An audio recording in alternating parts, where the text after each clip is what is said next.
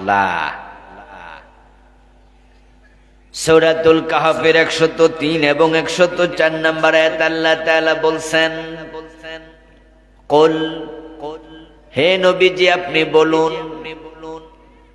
হাল নুনাব্বিউকুম বিল আখসারিনা আমালা,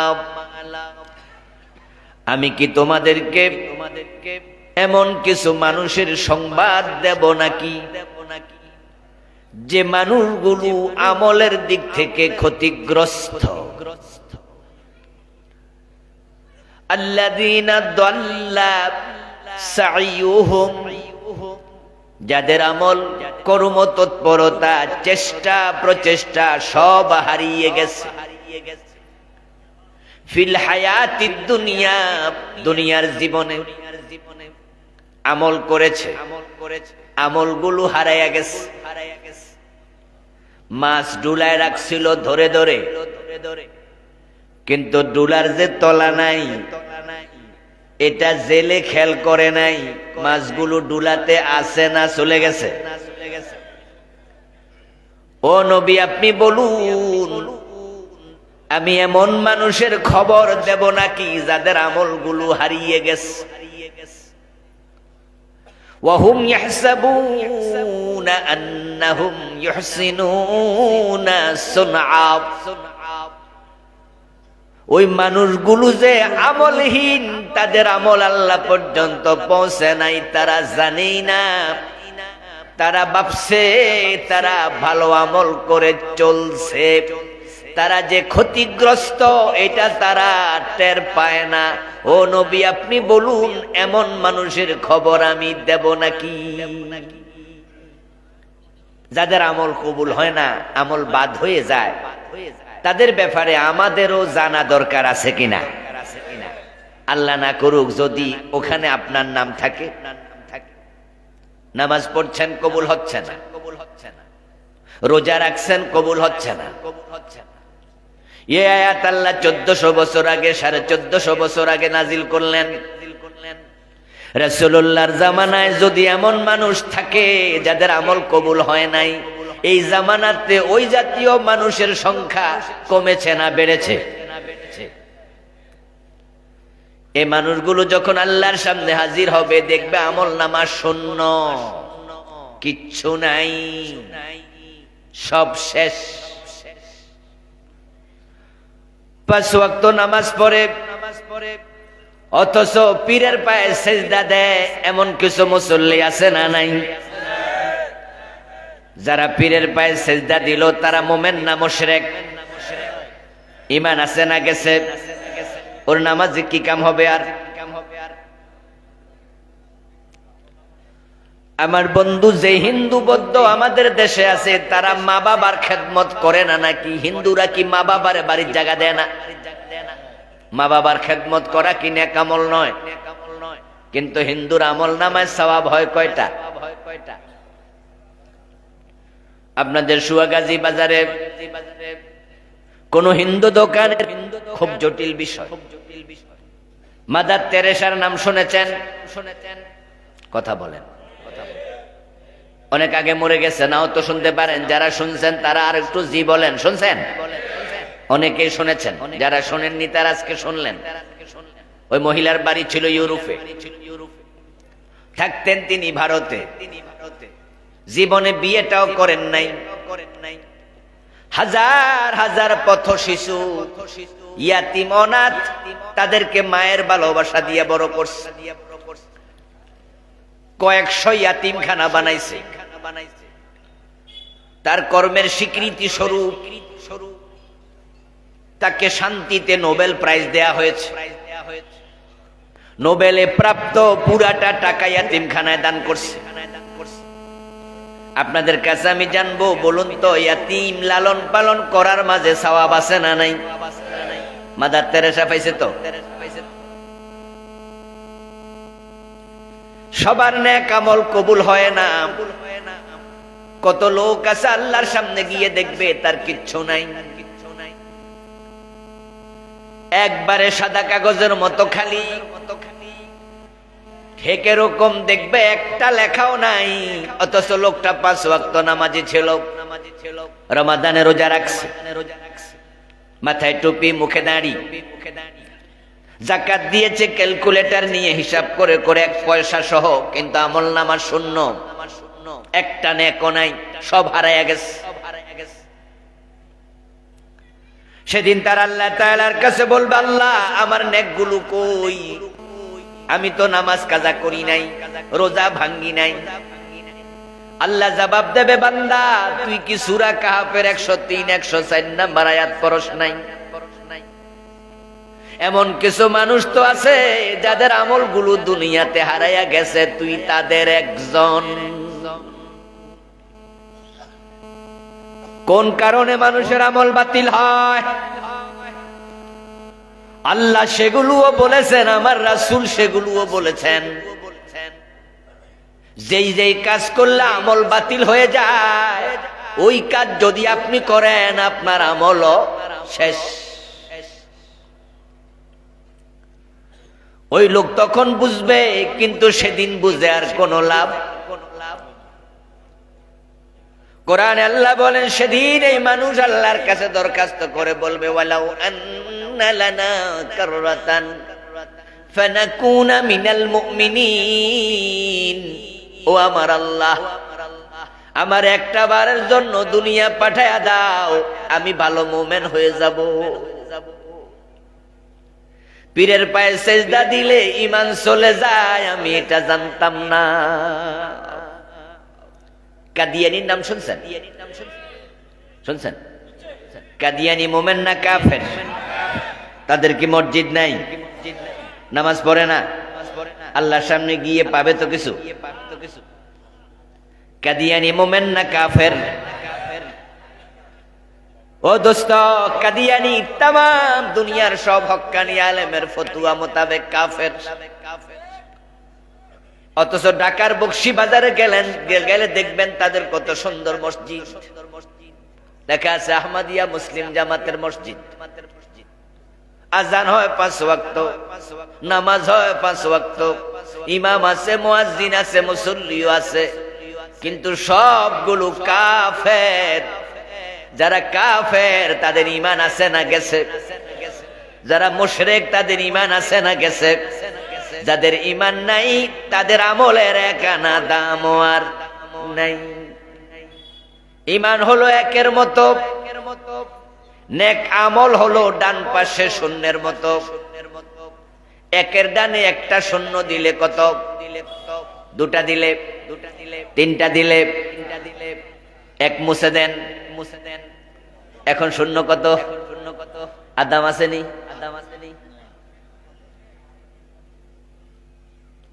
পীরের পায়ে সেজদা দিলে ঈমান যায়। এই দেশের মানুষরা আমরা কত বুঝাইলাম, মাজারে সেজদা দিও না, পীরের পায়ে সেজদা দিও না, অথচ পীরের পায়েও দেয়, মাজারেও দেয়। এমন লোক আছে না নাই? সেজদার মালিক শুধু কে? ইবাদত হবে শুধু কার? ওয়াকাদা রাব্বুকা আল্লা তা'বুদু ইল্লা ইয়্যা। আল্লাহ বলো, নবী মুহাম্মদ সাল্লাল্লাহু, আপনার রবের ফয়সালা, আল্লাহ ছাড়া কারো ইবাদত করা যাবে না। যত ইবাদত মানুষ করে, সব ইবাদতের মাঝে সেরা ইবাদতের নাম হলো নামাজ। ঈমানের পরে কি? নামাজ। বলুন, ঈমানের পরে কি? যত ইবাদত আমরা করি, 1 নাম্বার নামাজ। আর নামাজের মাঝে আর কানা কাম 13টা, ওয়াজিব আছে 14টা, আছে না? নামাজে যত ফরজ আছে, যত ওয়াজিব আছে, যত সুন্নত আছে, সবগুলার মাঝে সিজদার দাম হলো সবচেয়ে বেশি।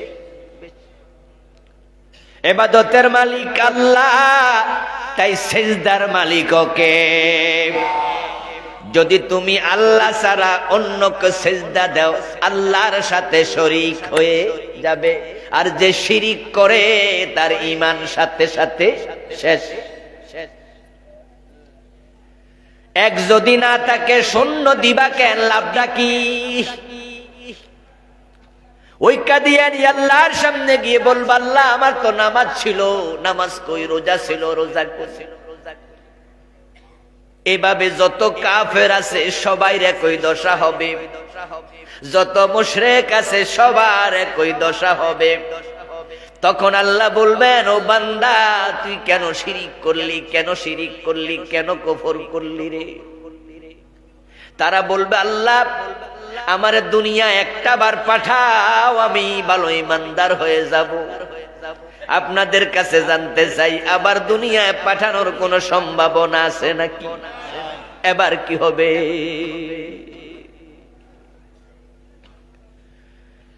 যারা আমার সমবয়সী আছেন, আমার সিনিয়র আছেন, তাদের মনে থাকার কথা, আগে যখন আমাদের দেশে বর্ষাকাল আসতো, বর্ষাকালে কিন্তু মোটামুটি বন্যা হইতো, প্রতি বছরই পানি হইতো।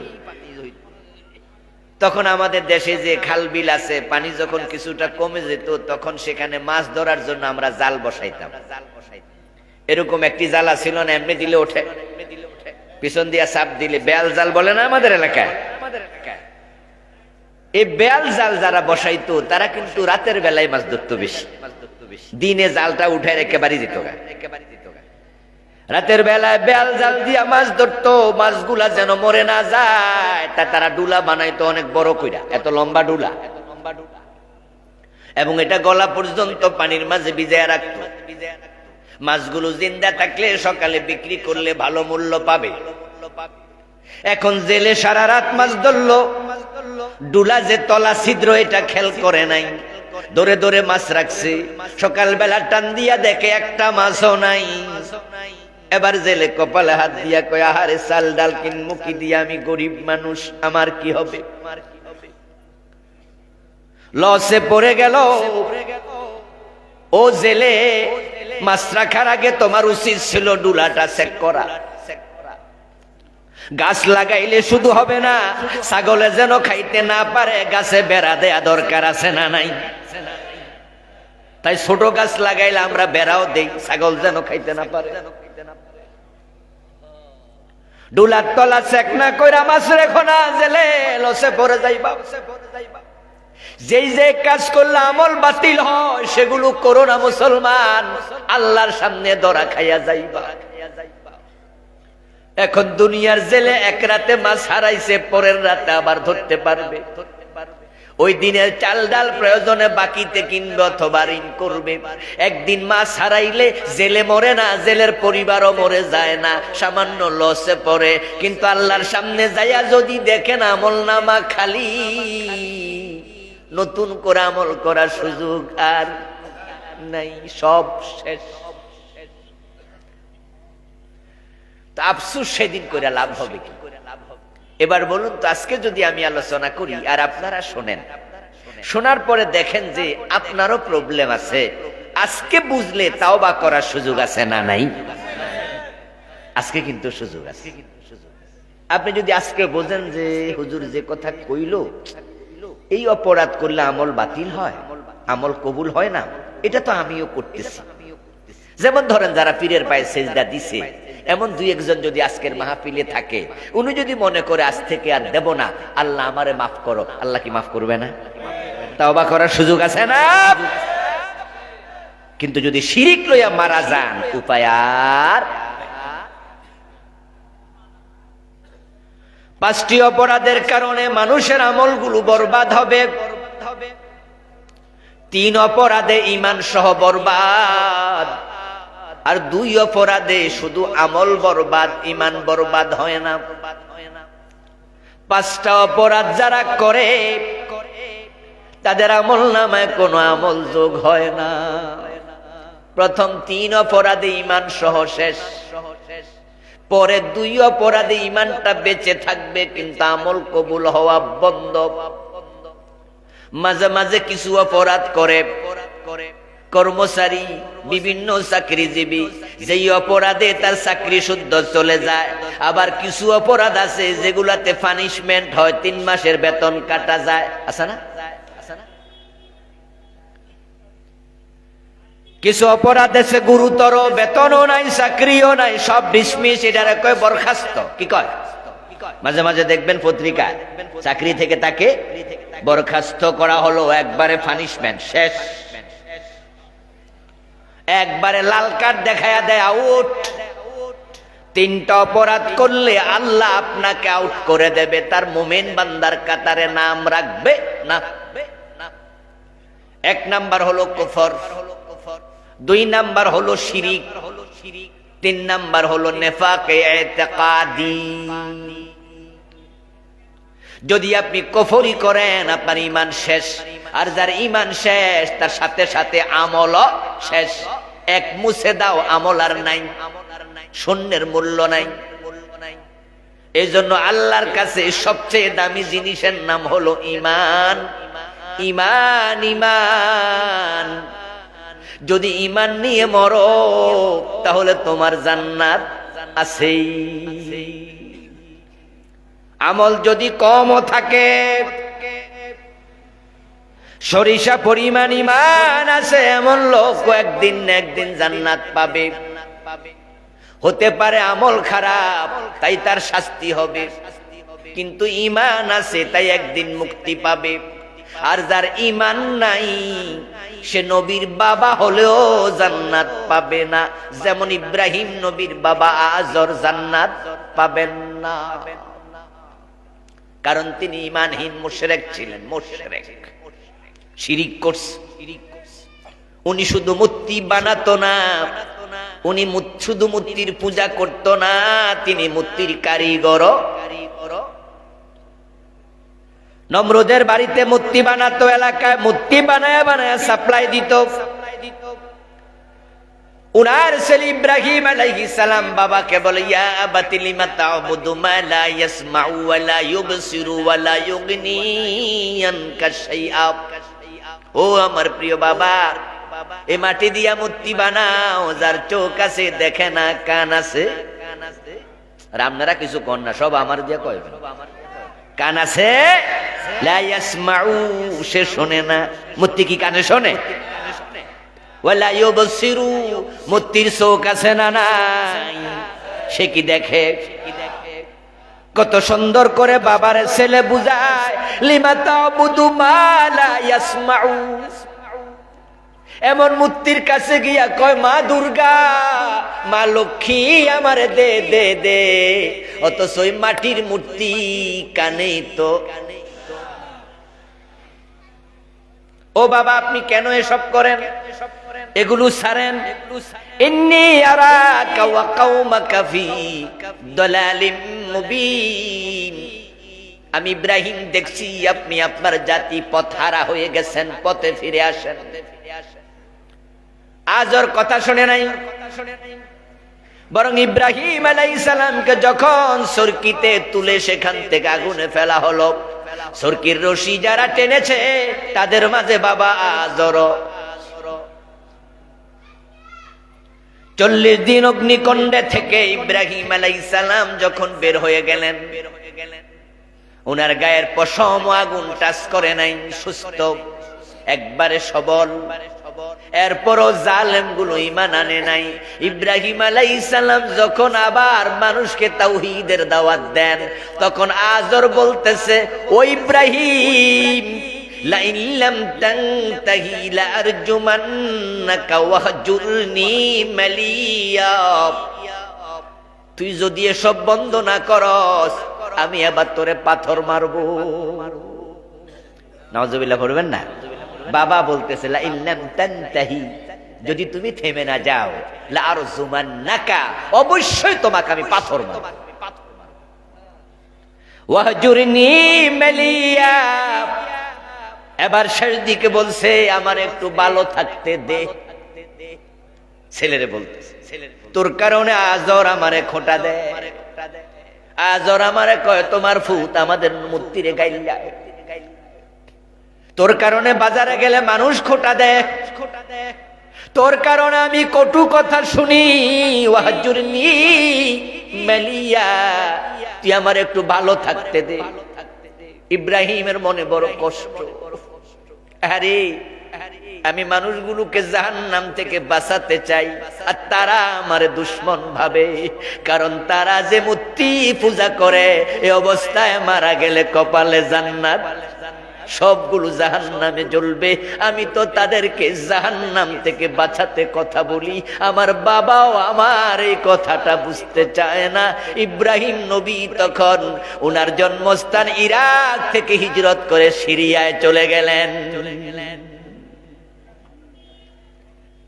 নিজের বউ হযরত সারা রাদিয়াল্লাহু তাআলা আনহাকে সাথে নিয়ে যাওয়ার সময় ইব্রাহিম ইসমাইলের মা হাজেরাকে বিয়ে করছে, শুনছেন না? যাওয়ার সময় হিজরত করে চলে গেছে। যা, আমার বাবা যখন কয় যে আমার একটু ভালো থাকতে দে, যা ঠিক আছে বাবা তোমরা ভালো থাকো, আমি চলে গেলাম।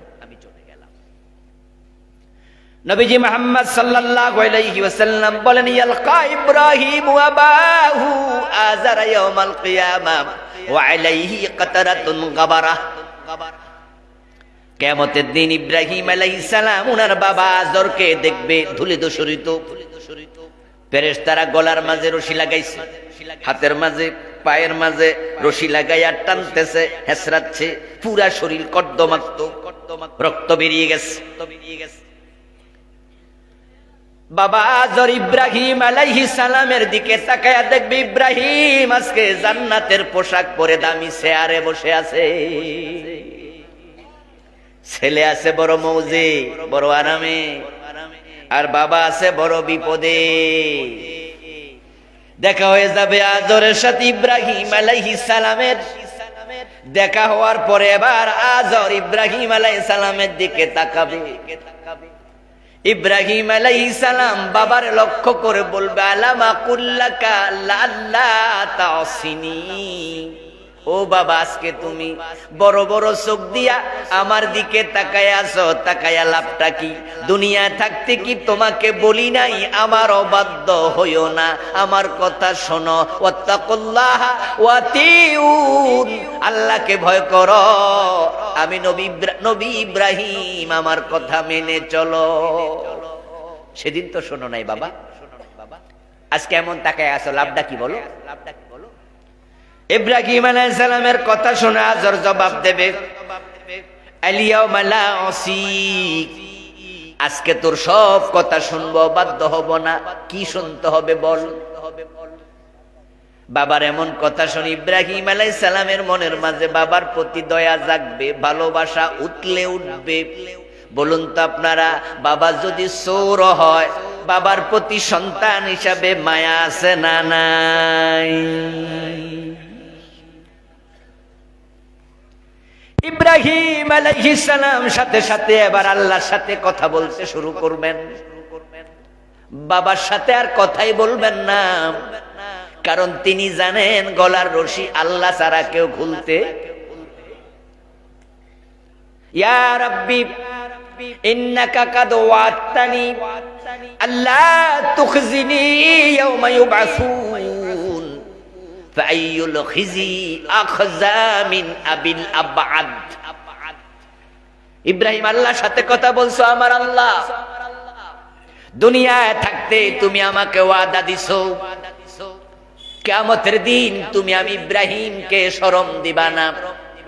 তুমি কোরআনেও তো বলেছো, আমার কিতাবে বলেছো, ইব্রাহিমের উপর কিতাব আসছে, সহিফা নাজিল হইছে। ওই সহিফার মাঝে আল্লাহ কি বলেছে? কোরআনেও বলেছে, ইন্নী জাইলুকা লিন্নাসি ইমামা, ইব্রাহিম তোমাকে আমি মানুষের নেতা বানাবো। সুবহানাল্লাহ পড়েন। জাতির পিতা তিনি, নবী মুহাম্মদেরও পিতা। আল্লাহ তুমি তো বলছো আমার নেতা বানাইবা, আমার শরম দিবা না। এখন ছেলের সামনে বাবার গলায় রশি, এটা আমার জন্য বুঝি লজ্জার কারণ নয়। আমার বাবারে তুমি বান্দা আমার সম্মান দিছো, এটা কেমন সম্মান? আল্লাহরে ঘুরাইয়া ফেরাইয়া বুঝাইতেছে, আমার বাবারে ছেড়ে দাও। ডাইরেক্ট কয় না, ডাইরেক্ট না কওয়ার কারণ ইব্রাহিম জানে আল্লাহ মুশরিকেরে ছাড়ে। আল্লাহ আমার বাবারে ছাড়ো, আল্লাহ বলবে হে মুশরিক, ছাড়মু কেমনে? এজন্য ঘুরে কয়, আল্লাহ তুমি তো বলছো কিয়ামতের দিন আমারে শরম দিবা না, তো আমার তো শরম লাগতাছে অলরেডি আমার বাবারে দেখা। এর মানে আমারে শরম থেকে যদি বাঁচাতে হয় আমার বাবাকে ছাড়তেই। ইব্রাহিম আলাইহিস সালাম বুদ্ধি কইরা বুদ্ধির ফেস খেলতেছে। বলুন তো বুদ্ধি কি পাবলিকের বেশি না আল্লাহর বেশি? মানুষের মাথার বুদ্ধি বানাইছে কেডা? ইব্রাহিম আলাইহিস সালাম যে অনেক বুদ্ধি কইরা কথা কইয়া বাবারে ছুড়াইতে চায়, আল্লাহ বুঝালাইছে। আল্লাহ বলে অনজুর তাহাতা রিজলাইক, ইব্রাহিম উপর থেকে মাথা নিচে নামাও, তোমার পায়ের দিকে তাকাও। তোমার বাবা আজর তো তোমার পায়ের সামনে দাঁড়ানো ছিল, নিচের দিকে তাকাও। ইব্রাহিম আলাইহিস সালাম নিচের দিকে তাকাবেন, তাকায়া দেখবেন হাতে পায়ে রশি বাঁধা। আজর যেখানে দাঁড়ানো ছিল এখন আজর নাই, একটা রক্ত মাখা শূকর দাঁড়ায় আছে। আল্লাহ তাআলা এক সেকেন্ডের ভিতরে আজরকে শূকর বানাই ফেলছে। এবার বলতেছে, ও ফেরেশতারা শূকরটাকে জাহান্নামে ফেলে দে।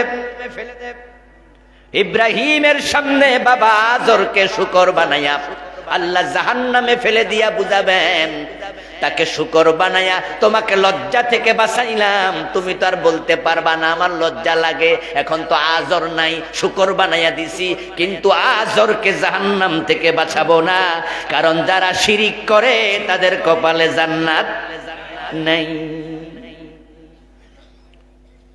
ومن يشرك بالله فقد حرم الله عليه الجنة ومأواه النار وما للظالمين من أنصار। আল্লাহ কোরআনে বলে যে শিরিক করে তার জন্য আল্লাহ জান্নাত হারাম বানায়। নাউজুবিল্লাহ পড়েন।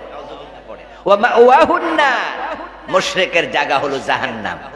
মুশরিকের জায়গা কোথায়? কথা বলেন ভাইরা, কোথায়? মুশরিক কে? কোন লোকটা মুশরিক? উত্তর হলো যে লোকটা শিরিক করে। যেমন পীরের পায়ে যে সেজদা দিতে শিরিক করে নাই, তাই সেও কি হয়ে গেছে? মুশরিক। যে ব্যক্তি কুফরি করে সে হয় কাফের। ইন্নাল্লাযীনা কাফারু মিন আহলিল কিতাবি ওয়াল মুশরিকিনা ফী নারি জাহান্নাম খালিদিনা ফিহা। যারা শিরিক করে, যারা কুফরি করে, আল্লাহ কয় তাদেরকে জাহান্নামে ফেলে দেব, চিরকাল জাহান্নামে থাকবে। নবীর বাবা যদি হয় সার নাই। নূহ আলাইহিস সালামের ছেলে কেনান জান্নাতি না জাহান্নামী? যারা জানেন তারা একটু বলেন না আওয়াজ করে। কেনান মোমেন না কাফের? কাফের কি জান্নাতি না জাহান্নামী? উনি নবীর ছেলে। কি আমরা তো বাংলাদেশে নবীর আওলাদ পাইলে পায়ে চুমো দেওয়া শুরু করে দিই, কই যে আওলাদে রাসূল পাইছি। মক্কা মদিনা যাইয়া আওলাদে রাসূল পাই না, খুঁজা সব বাংলাদেশে আর পাকিস্তানে আইয়া বইয়া রইছে। কথা বলছেন? মক্কা মদিনা খুঁজে আওলাদে রাসূল পাওয়া যায় না। 1400 বছর আগে কারা ছিল, এখন কোথায় আছে? তারা অধিকাংশ মরুভূমিতে ছিল। দেশের পট পরিবর্তন, প্রেক্ষাপটের পরিবর্তন, কে কোথায় চলে গেছে খুঁজে পাওয়া যায় না। আর বাংলাদেশে আওলাদে রাসূল অ্যাভেলেবেল পাওয়া যায়। এমন আওলাদে রাসূলও আছে যারা ঢোল তবলা বাজায়, এমন আওলাদে রাসূল আছে যারা নিজেরাই শিরিক করে। রাসূলের আওলাদের নাম খেলাইয়া তারা এই দেশে শিরকের প্রচার করে। পাকিস্তান থেকে কিছু আসে বাংলাদেশে, আমরা আওলাদে রাসূল। এই দেশে বেদাতের বীজ তারা বপন করছে, শিরক প্রচার করছে। নূহ আলাইহিস সালামের ছেলে কেনান, সে আওলাদে রাসূল, সে ডাইরেক্ট নবীর ছেলে। আওলাদ মানে কি? ওয়ালাদুন মানে ছেলে, আওলাদ হলো বহু বচন। কথা কি বোঝেননি ভাই? ওয়ালাদ হলো এক বচন, ওয়ালাদ মানে কি? ছেলে। আর বহু বচন কি? আওলাদ। আচ্ছা 1400 বছর পরে কি ছেলে ফুলে আছে? এটি নাতি ফুতি ফুতি ফুতি ফুতি ফুতি ফুতি ফুতি এর পরে না নাকি? আর কেনান কি এরকম না, ডাইরেক্ট ফোলা? নূহ আলাইহিস সালামের ছেলে কেনান ডাইরেক্ট নবীর ছেলে, কিন্তু জাহান্নামী। আরে আল্লাহর কাছে কে কার ছেলে এটা দেখার বিষয় না, কার ঈমান আছে আমল ভালো আল্লাহ শুধু সেটাই দেখে। হযরত বেলাল কি জান্নাতি কিনা? জোরে বলেন না, বেলাল কি জান্নাতি? নবীর ছেলে ছিল, আত্মীয় স্বজন, বংশের লোক, দেশের লোক, গায়ের চামড়া মিলতো। আল্লাহর নবী ছিলেন গোলাপ ফুলের চেয়ে সুন্দর, বিপরীতে বেলাল ছিলেন নিগ্রো কালো, বাড়ি ছিল ইথিওপিয়ার, সে হাবশায় বাবা গোলাম। হযরত বেলাল গোলামের ছেলে, গোলাম, রাসূলের সাথে বংশের মিল নাই, দেশের মিল নাই, আল্লাহর নবীর আত্মীয় স্বজন কেউ না। কিন্তু মেরাজের রাতে রাসূল জান্নাত দেখে এসে বলে, বেলাল আমি তোমাকে জান্নাতে ঢোকার সময় আগে আগে তোমার পায়ের শব্দ শুনেছি।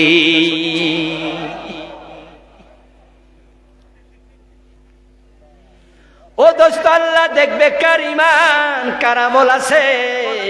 আল্লাহকে, নবীর ফোলাকে, নবীর চাচাই সব। রাসূলের আপন চাচা আবু তালেব, সহিহ বুখারীতে এসেছে, রাসূলুল্লাহ বলেন, আহওয়ানু আহলিন নারে আযাবান আবু তালেব ওয়া হুয়া মুনতাইলুম বিনালাইন ইয়াগলি মিনহুমা দিমাগুহু। আমার চাচা আবু তালেবের পায়ের নিচে জাহান্নামের আগুন দিয়া বানায়া দুটা স্যান্ডেল আল্লাহ ধরায়া দেবে। ওই দুই স্যান্ডেলের উত্তাপে আবু তালেবের মাথার মগজ টকবক করতে থাকবে চিরকাল চিরকাল। আপন চাচা আবু তালেব ঈমান নাই, তিনি কুফরি লইয়া মারছে, শিরকের উপরে মারা গেছে, কেনান ঈমান হারা হয়ে কাফের হইয়া মরছে, আজর মুশরিক অবস্থায় মারা গেছে। এবার বলুন, নবীর চাচা, নবীর ছেলে, নবীর বাবা যদি ঈমান হারা হয়, কাফের মুশরিক হয়, আল্লাহ যদি না ছাড়ে, আমাদের উপায় কি? আমরা তো কেউ না নবীর আত্মীয় স্বজন, কিচ্ছু না। তো ঈমানটা আছে না চলে গেছে, যাচাই করা দরকার আছে কিনা? আমার ভাইয়েরা, তিনটি অপরাধ করবেন না। এক নম্বর কুফর। কুফর কি? কুফর মানে হচ্ছে কোরআনের কোন একটা বিধানকে অস্বীকার করা। এই কোরআন পুরা যে মানে না, 30 পারা, যেমন হিন্দু, বৌদ্ধ, ইহুদি, খ্রিস্টান কোরআনের এক পারাও মানে না, এক অক্ষরও মানে না, তারা পুরা কোরআন মানে না, আমরা বলি তারা কাফের। যদি কেউ বলে 15 পারা মানি, 15 পারা মানি না, সে কি? যদি কেউ বলে 29 পারা মানি, 1 পারা মানি না, সে কি? যদি কেউ বলে 114 সূরার মাঝে 13 সূরা মানি, 1 সূরা মানি না, সে কি? যদি কেউ বলে 1 অক্ষর মানি না, সেও কি? তাহলে কাফের হলো সে যে কোরআনের সাথে সামান্য ভিন্ন চিন্তা লালন। আল্লাহর একটা কথার সাথে দ্বিমত করলে, যে কথা 30 পারা না মানা এক কথা, অঙ্কের মতো 10 লাইনের অঙ্ক, 9 লাইন ঠিক হইছে, 1 লাইন ভুল, নাম্বার কত? 10 লাইনের মাঝে 10 লাইনে 10 ভুল, সে কত? মোড়েও লেখে নাই, সেও কত? তো আপনি ইসলামের সব মানেন, কিন্তু একটা মানেন না, আপনিও জিরো, কুফরি শেষ। এই যে কিছুক্ষণ আগে কাদিয়ানীদের কথা বললাম, তারা কেন কাফের? উত্তর হলো শুধু একটা বিধান মানে না, সেটা হলো নবী মুহাম্মদ শেষ নবী। এই কথাটা তারা 1835 সনে কাদিয়ান নামক এলাকায় গোলাম আহমদ নামে এক ব্যক্তির জন্ম হলো। ওই লোকটা যৌবনে পদার্পণ করে হঠাৎ একদিন দাবি করে বসলো সে আল্লাহর নবী। কি নাউজুবিল্লাহ পড়বেন না ভাইয়েরা? 1835 সালে, মানে আজ থেকে 250 বছর আগে, ওই লোক দাবি করে বসলো সে আল্লাহর নবী। তখন কাদিয়ান নামক এলাকার কিছু মানুষ তাকে মেনে নিল, ঠিক, হ্যাঁ আপনি নবী। আর আমরা যারা হকপন্থী আলেম, তৎকালীন আলেমেরা, আজকের যুগের আলেমেরা, আমরা বলি না না, 1450 বছর আগে আমার আল্লাহ বলছে নবী মুহাম্মদ শেষ নবী, ঠিক না? তুমি 250 বছর আগে আবার কোত্থেকে নবী হইলা? এজন্য আমরা বলি তুমি ভণ্ড নবী। যে ব্যক্তি নবী মুহাম্মাদের পরে নিজের নবী দাবি করবে সে কাফের, তারে যে নবী মানবে সেও কি? কোরআনে আল্লাহ তাআলা নবী মুহাম্মদকে বলছেন খাতামান নাবিয়্যিন মা কানা মুহাম্মাদুন আবা আহাদিম মির রিজালিকুম ওয়ালাকির রাসূলুল্লাহি ওয়া খাতামান নাবিয়্যিন। আমার নবী মুহাম্মদ শেষ, উনার পরে আর কোন নবী। আল্লাহর শুধু একটা বিধান মানে নাই, কাদিয়ানী গুলো কাফের হয়ে গেল। এবার একটু জবাব দেন, ইবলিস শয়তান মোমেন না কাফের? সে আল্লাহর কয়টা আইন মানে নাই? এবার আপনারা বলুন তো, কোরআনে সুর ধরে হাত কাটার আইন আছে না নাই? 53 বছরে কয়দিন মানছেন? জেনা করলে 100 বেত লাগাতে হবে এমন আইন আছে না নাই? 53 বছরে কয়বার লাগাইছেন? মদ পান করলে 80 বেত দিতে হবে এমন বিধান ইসলামে আছে না নাই? হযরত ওমর নিজের ছেলেকে দিছে না ছাড়ছে? মদ্যপানের অপরাধে প্রিয় পুত্রকে নিজ করে মেরেছ, দোররা মরেছে পুত্র তোমারই চোখের পরে। আবু শাহামাকে মূলত প্রথম বেত্রাঘাত করেছে আমর ইবনুল আস মিশরে। হযরত ওমর দ্বিতীয়বার পিটাইছে, দ্বিতীয় বিচার করছে। আবু শাহামা ভালো মানুষ ছিলেন, ওমরের ছেলে। যুদ্ধের মাঠে গেছে, সেখানে মুসলমানদের পক্ষ হয়ে যুদ্ধে লড়ছে, কিন্তু পিপাসা লাগাতে তাবুর ভিতরে ঢুকে খেজুর বীজানো রস খাইয়া ফেলছে। এটা যে দীর্ঘদিন বালতিতে বীজানো ফরক করার সময় পায় নাই, এটা যে মদ হইছে আবু শামা বুঝে নাই। খেজুর ভিজাইলে পানির মাঝে একটু হালকা লাল লাল আবা তৈরি হয়, খানিকটা মিষ্টি মিষ্টি লাগে, এটাকে আরবিতে বলে নবীজ। এটা শরবত, এটা খাওয়া জায়েজ। কিন্তু এই খেজুর যদি 7 দিন 10 দিন 20 দিন ভিজানো থাকে, হাত্তা গালা ওয়াশতাদ্দা ফাসারা খামসা খামরা ফাহুয়া হারামুন ওয়ালাউ কানা কাতরাতান। দীর্ঘদিন ভিজানো থাকলে এর মাঝে ভাপ ওঠে, জোয়ার ওঠে, ফেনা ওঠে, এটা হালকা গাঢ় হয়ে যায়, তখন তার মাঝে মাদকতা আসে। এটা খেলে মানুষের বিবেক লোপ পায়। এটা মদ, এটা 1 ফোঁটা খাওয়াও জায়েজ। যুদ্ধের মাঠে আবু শামা বোঝে নাই, ভাবছিলেন পিপাসা লাগছে, খেজুর ভিজানো গট গট করে গিলাইছে।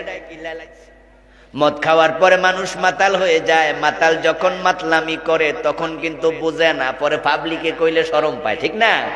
মদ খাইয়া লুঙ্গি খুইলা এমন ঘটনা হতো, তো মানুষ জিগায় কি রে এটা কি করলি? কয় হ্যাঁ কোন দিন? এই মদ এই এলাকায় আসেনি। এই বর্ডারের এলাকার মানুষ সাবধান কিন্তু, কারণ বাংলাদেশে যত ফেন্সিডিল হেরোইন ঢোকে অধিকাংশ কিন্তু বর্ডার দিয়া ঢোকে, ঠিক না? সন্তানদের ব্যাপারে সাবধান, খুব সাবধান। কোন সময় আপনার নিজের ঘরে ঢুকে যায় বলা যায় না। মদের ব্যবসার সাথে যেন কোনোভাবে আপনজনেরা রিলেটেড হতে না পারে, কারণ ব্যবসা করতে করতে নিজেও খাওয়া শুরু করে দেয়। কোন ঘরে যদি একটা সন্তান মাদকাসক্ত হয়, ওই ঘরটাকে জাহান্নাম বানায়া ছেড়ে দেয়। ওই ঘরের আর সুখ থাকে না, সুখ পালিয়ে যায়। মায়ের কানের স্বর্ণ নিয়ে যায়, বউয়ের গলার চেইন নিয়ে বিক্রি করে দেয়। রিক্সাওয়ালা যদি মাদকাসক্ত হয়, মদ খাওয়ার জন্য নিজের রিক্সাটা বেচা দেয়, টাকা ঋণ করে মদ খায়। মাদকের টাকা না দিলে বাবার বুকের মাঝে পিস্তল ঠেকায়, এমন ঘটনা। ঐশী নামে একটা ছোট্ট মেয়ে, বাবা মা 2 জনকে হত্যা করছে, আপনারা মনে আসেনি? ও লেভেলে পড়তো, ক্লাস 10-এ পড়ুয়া মেয়ে। মা বাবা 2 জনকে রাতের বেলা ঘুমে জবাই করে ফেলছে। বাবা ছিল পুলিশের বড় অফিসার। ইনকেলাব পত্রিকা হেডলাইন, আমি মাদ্রাসায় পড়াই, আমার মাদ্রাসা ইনকেলাব পত্রিকা রাখে, ফ্রি দেয়, এটা মাদ্রাসার জন্য, এটা ডোনেশন। এজন্য আমরা পত্রিকাটা পড়ি। আবার এটা তো মাওলানা আব্দুল মান্নান সাহেবের পত্রিকা, মাদ্রাসার সাথে একটা সম্পর্ক আছে। হেডলাইন দেখে আজকে উঠলাম, ইন্না লিল্লাহ, মেয়ের হাতে মা বাবা খুন, কয় কি রে? পড়ে দেখি মেয়ে ক্লাস 10 পড়ুয়া, অবাক হলাম, ছোট্ট মাইয়া। ঘটনাটা কি? প্রথম দিন বিস্তারিত আসে নাই, পরের দিন দেখলাম এবার বিস্তারিত আসছে। ওই মেয়ে নাকি মাদকাসক্ত ছিল। মা বাবা মেয়ে মাদকাসক্ত হওয়ার পরে টের পাইছে, বাধা দিছে, রাতে জবাই করে ফেলছে।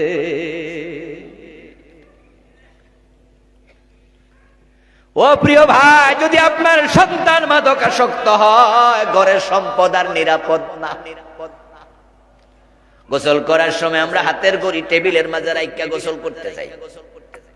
রাতে ঘুমানোর সময় আমাদের বউরা, আমাদের মায়েরা গলার চেইন নেকলেসটা খুইলা, কানের স্বর্ণ যদি একটু ভারী হয়, তখন ঘুমানোর সময় টান দিয়া খুইলা টেবিলে রেখে ঘুমায়। দরজা লাগানো, জানালা লাগানো, অসুবিধা নাই। বিল্ডিং ঘর, যদি টেবিলের মাঝে স্বর্ণ রেখে দেয়, সকালে আবার পরবো, টেনশন নাই। কিন্তু ছেলে যদি মাদক সেবী হয়, ওই স্বর্ণ আলমারিতে রাখার পরেও টেনশন কমে না। ঠিক না ভাই? ঠিক না? ঠিক না? কারণ হে যে কোন সময় আলমারি চাবি টাবি খুলে নিয়ে যায়। কত ঢাকা শহরে গেলে দেখবেন মাঝে মাঝে রাস্তার মাঝে ম্যানহোলে ঢাকনা নাই। ওই যে পানি নিষ্কাশনের জন্য যে ম্যানহোল গুলো বানায়, মাঝে মাঝে দেখবেন যে হা করে রয়েছে। এই ঢাকনা কোথায় গেল? খোঁজ নিয়ে জানবেন যে হেরোইন ছিরা, এটা খুললা নিয়ে বেচ্চা হেরোইন খাইছে। এজন্য এলাকায় সাবধান, যেহেতু একদিক দিয়া মদ আসে, গাঁজা আছে, কোন দিক দিয়া? বর্ডারটা কোন দিকে? ও যাক, তাহলে ঠিক আছে, এইদিকে পড়ছি। খুব সাবধান থাকবেন। নিজের সন্তানরা কোনোভাবে যেন মাদক সেবীদের সাথে না মিশে, বাবা হিসাবে সাবধান থাকা দরকার আছে না? না,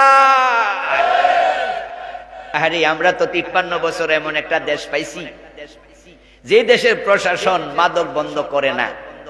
বন্ধ করার কোনো সৎ সাহসও নাই, নিয়ত নাই। ওরা বন্ধ করার জন্য আজ পর্যন্ত কোনো উদ্যোগও নেয় নাই। তবে হ্যাঁ, নিয়ন্ত্রণের উদ্যোগ নিছে।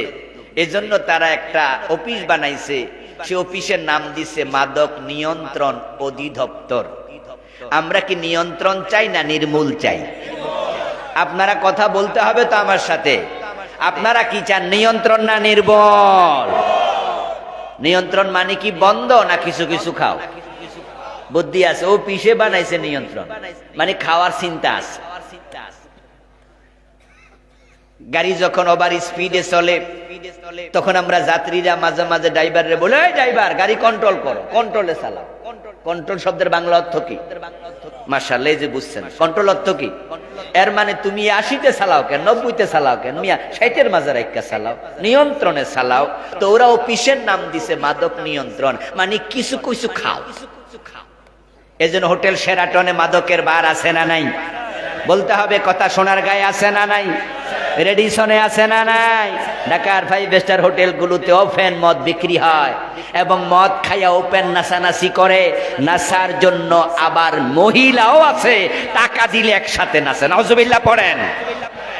ওখানে আমাদের পুলিশ বাহিনী অভিযান চালাইছে কয়দিন? হোটেল শেরাটনে মদ ধরতে যাইব নাকি? না, কয় না, এটা অনুমোদিত, লাইসেন্স দিছে সরকার। যে দেশে সরকার নিজেরা মদ বেচার লাইসেন্স দেয়, ওই দেশে মদ বন্ধ হবে না। এই জন্য আমরা চাচ্ছি এমন একটি কল্যাণ রাষ্ট্র, আমরা মাদক চাই না। মাদকের বিপরীতে 80 বেতের আইন চালু করতে হবে। ওমরের মতো শুরু করে দাও। 6 মাস যদি চলে, বাংলার সীমান্তে টোটাল বাংলার ভিতরে মাদকের বোতল থাকবে না, থাকবে না।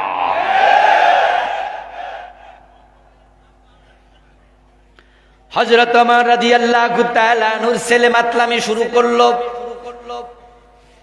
যুদ্ধে যারা ছিলেন তার সতীর্থ বন্ধু, তারা দেখলো ওমরের ছেলে মদ খায়া যুদ্ধের মাঠে মাতলামি করছে। কি লজ্জা, কি লজ্জা রে! হুশ আসার পরে বলল, আবু শামা, তুমি মদ খাইলা কেন? আবু শামা জিহ্বায় কামড় দিয়া কই, ইন্না লিল্লাহ, কস কি? আমি তো নবীজ পান করছি। লোকজন তখন বলে, আবু শামা রে, এটা তো নবীজ না, ভালো কইরা ফরক করো। তুমি তো নিজেই কিছু কথা কইছো, যেই কথা তোমার মুখ দিয়ে আসার কথা মাতাল যখন কথা কয় আমরা বুঝে লাই না, আমরা কিন্তু নিজেরে বুঝে লাই। মাতাল কয় এই সর, এরম করে না। খাম্বারে কয় সর, কারেন্টের খাম্বারে কি কয় এই খাম্বা সর। তো আমরা যারা সুস্থ মানুষ আমরা তখন বুঝে লাইছি উনি মনে কিছু খাইছে। আবু শামার হুঁশ আসলো, লজ্জায় পড়ে গেলেন, বলিস কি রে? কিন্তু শরীয়তের বিধান হলো মদ পান করলে 80 বেত। আমি নবীজ মনে করে খাইছি, কেউ যদি না দেখতো আল্লাহরে বলতাম আল্লাহ তুমি তো মনের খবর জানো, আমারে মাফ কইরা দাও। কিন্তু পাবলিক তো সাক্ষী, পাবলিক তো দেখে ফেলেছে, এখন তো শরীয়তের বিধান আমার পিঠে নিতেই। ওমর হলো তখন প্রেসিডেন্ট। ঘটনা ঘটেছে মিশরে, আরব থেকে কয়েকশো মাইল দূরে। ওখানকার যিনি গভর্নর ছিলেন তিনি রাসূলুল্লাহ সাহাবী আমর ইবনুল আস রাদিয়াল্লাহু তাআলা আনহু, যিনি মিশর বিজেতা ছিলেন। কায়রো শহরে আমর ইবনুল আসের এখনো কবরস্থান আছে, আমিও সেটা জিয়ারত করেছি, ওনার নামে মসজিদও আছে। আমার প্রিয় ভাই, সব মুজাহিদ বাড়ি চলে আসছে মদিনায়। আবু শামা মদিনায় ফিরেন নাই।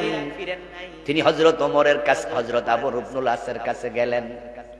আমর ইবনুল কাসের কাছে গিয়া গায়ের জামাটা খুলে বলে, চাচা যান, অপরাধী এসেছে, মদ পান করেছে, 80 বেত লাগাইয়া দেন। আমার বাবা ওমরের সামনে অপরাধীর চেহারা নিয়ে আমি দাঁড়াতে চাই না। আমি জানি আমার বাবার কাছে খবরটা পৌঁছে যাবে, আমি জানি এই খবর বাবা পাবে। আপনি আমারে মাইর দেন, আমি মাইর খাইয়া যাই, বাবারে কমু যে বাবা অপরাধীর চেহারা নিয়ে আসি নাই, শরীয়তের হদ নিয়ে এসেছি। আমর ইবনুল আস রাদিয়াল্লাহু তাআলা আনহু 80 দুররা দিলেন। আবু শামা মদিনায় ফিরে গেলেন। ওমরের সামনে যেতে ওমর বললেন, কি শুনলাম? এক কান, দু কান, তিন কান থেকে ওমরের কান পর্যন্ত খবর গেল। ওমর প্রশ্ন করার সাথে সাথে আবু শামা গায়ের জামা খুলে বাবারে দেখায়, পিঠটা কালো দাগ পড়ে গেছে। বাবা তাকায়া দেখো, আমি হদ নিয়ে এসেছি, শরীয়তের সীমা বিধান শাস্তি আমার পিঠে আসছে। আমর ইবনুল আস চাচা আমার 80 বেত দিছে। হযরত ওমর শুনে খুশি হইয়া বললেন যে ঠিক আছে, বেত কম দেয় না তো? বলে না বাবা, কম দেয় না, 80টাই দিছে। ওমর বলে তাহলে একজন সাক্ষী আনো, আমি সাক্ষীর মুখে শুনে নিজের তৃপ্ত করতে চাই। এ কথা বলার সাথে সাথে আবু শামা বলে, বাবা সাক্ষী পাবো কোথায়? চাচা তো ঘরের দরজা লাগাইয়া আমারে পিটছে, ওখানে তো চাচা আমর ইবনুল আস ছাড়া আর আমি ছাড়া কেউ ছিল না, তো সাক্ষী পাবো কই? হযরত ওমর শুনে বললেন, ইন্না লিল্লাহি ইন্না লিল্লাহি ইন্না লিল্লাহি। আমর ইবনুল আস এটা কি করলো? আমার রাসূল তো শাস্তি কখনো গোপনে দিতেন না। ইসলামের শাস্তি দেওয়ার বিধান হলো প্রকাশ্যে, জনসম্মুখে। আল্লাহ তাআলা সূরা নূরে বলছে, ওয়াল ইয়াশহাদ আযাবাহুমা তায়ফাতুম মিনাল মুমিনিন। যখন শাস্তি দিবা জিনার অপরাধে 100 বেত, এখানে কিছু মুসলমান ডাকবা, লুকাইয়া দিবা না, মানুষের সামনে পিটাও, এতে করি অপরাধী মাইর খাইয়া সোজা হবে, আর অন্যরা মায়ের দেখে অপরাধ ছেড়ে দেবে। খুবই লজিক্যাল, সায়েন্টিফিক, যৌক্তিক। চিঠি লেখলেন আমর ইবনুল আস, তুমি চলে আসো মদিনায়। আমর ইবনুল আস রাদিয়াল্লাহু তাআলা আনহু মিশর থেকে মদিনায় চলে গেলেন। হযরত ওমর তাকে জিজ্ঞাসা করলেন যে রাসূলের সিস্টেম চেঞ্জ করছো কেন? আমর ইবনুল আস রাদিয়াল্লাহু তাআলা আনহু বলে, আমিরুল মুমিনিন, আমি কোনোদিন কোন অপরাধীকে ঘরের দরজা লাগাইয়া শাস্তি দেই নাই, এটা জীবনে প্রথম। আমি রাসূলুল্লাহ সিস্টেম জানি, তাহলে এটা কেন করল আজকে? বলে, আপনার ছেলেকে যখন পিটানোর জন্য দৌড়া হাতে নিছি, আপনার এই পবিত্র চেহারা আমার চোখে ভেসে উঠছে। ওমরের ছেলেরে মানুষের সামনে কেমনে মারি, ওমরের ব্যক্তিত্বে লাগতে পারে, আপনার নিজের অসম্মান হতে পারে, এজন্য আমি সবাই বাইর কইরা দিয়া ঘরের দরজা লাগাইয়া আল্লাহর কসম আমি 80টা থেকে একটা বেত কম দেই নাই। হযরত ওমর বললেন, আবু শামা তারে আবু আমর ইবনুল আস, অপরাধীর কোনো পিতৃ পরিচয় থাকে না। তুমি রাসূলের সিস্টেমের মাঝে পরিবর্তন করার অধিকার তোমারে কেউ দেয় নাই, পাইলা কই? এজন্য তোমার বিচার বাতিল। আবু শামাকে আবার আশিফা পায় না। ইসলামের আইনের মাঝে কোনো পার্থক্য থাকে? হযরত ওমর হাতে চাবুক নিয়ে আবার 80 বেত দিলেন। এই বেতরাঘাতে আবু শামা কয়দিন পরে মরে গেল। ও দোস্ত, ইসলামের বিধান কত সুন্দর, কত সুন্দর। আল্লাহর আইনের মাঝে কোনো হেরফের নাই। কোত্থেকে জানি শুরু করছিলাম? শিরক থেকে আলোচনা। কোথা থেকে এখানে আসলাম? ইয়েস, বলতেছিলাম রাসূলুল্লাহ সাল্লাল্লাহু আলাইহি ওয়াসাল্লামের উপরে যে কোরআন আসলো, ওই কোরআনের বিধানগুলো যত্ন নেয়ার ক্ষেত্রে আমরা যদি একটা অস্বীকার করি ঈমান থাকবে না। সেখান থেকে আসছিলাম যে 53 বছরে আমরা একটাও মানি নাই। শয়তান মানে নাই কয়টা? কথা বলেন না। কাদিয়ানি মানে না কয়টা? তো সুর ধরে হাত কাটলেন না, ডাকাত ধরে শুলে দেন না, জেনা করলে পাথর মারেন না, মদ পান করলে ওমর নিজের ছেলেকে ছাড়লো না। 53 বছরে 80 বেত একদিনও দেন নাই। কয় শয়তান কাফের, হে আল্লাহর আইন মানে না। তো আপনারা যে ডজন ডজন মানেন না, আপনাদের ইমানের কি খবর? কাদিয়ানি মানলো না একটা। আল্লাহ বলে আলা লাহুল খালকু ওয়াল আমরু, সাবধান, সৃষ্টি যার, আইন চলবে। কে বলেছেন? জোরে বলেন না, কে বলেছেন? এবার আমার সাথে একটু তাল মিলিয়ে বলুন তো, সৃষ্টি কার? আরো জোরে। সৃষ্টি কার? আইন চলবে কার? চলছে কি আল্লাহর না ব্রিটিশের? তো ব্রিটিশের আইন চললে আপনার আল্লাহর গোলাম হলেন কেমনে? আত্মসমালোচনা করুন। সকালবেলা ঘুম থেকে উঠে বলেন আউযু বিল্লাহি মিনাশ শাইতানির রাজীম, অভিশপ্ত শয়তান থেকে আল্লাহর কাছে আশ্রয় চাই। শয়তান পাশে দাঁড়ায়া বলে, তাই বুঝি আমি অভিশপ্ত, একটা আইন মানি নাই, তাই আমাকে গালি দেস? আর তোরা ডজন ডজন বাদ দিস, তোদের 14 গোষ্ঠী অভিশপ্ত। ঈমান বাঁচাতে হলে কুফর থেকে ফিরে আসো। এই কোরআনে যা আছে সব মানতে হবে। আল্লাহর আইনের সাথে কোনো আপোষ চলবে না। আল্লাহর আইনে যা আছে তাই মানো। এতে করে ফাঁসি হলে ফাঁসির মঞ্চে যেতে হবে।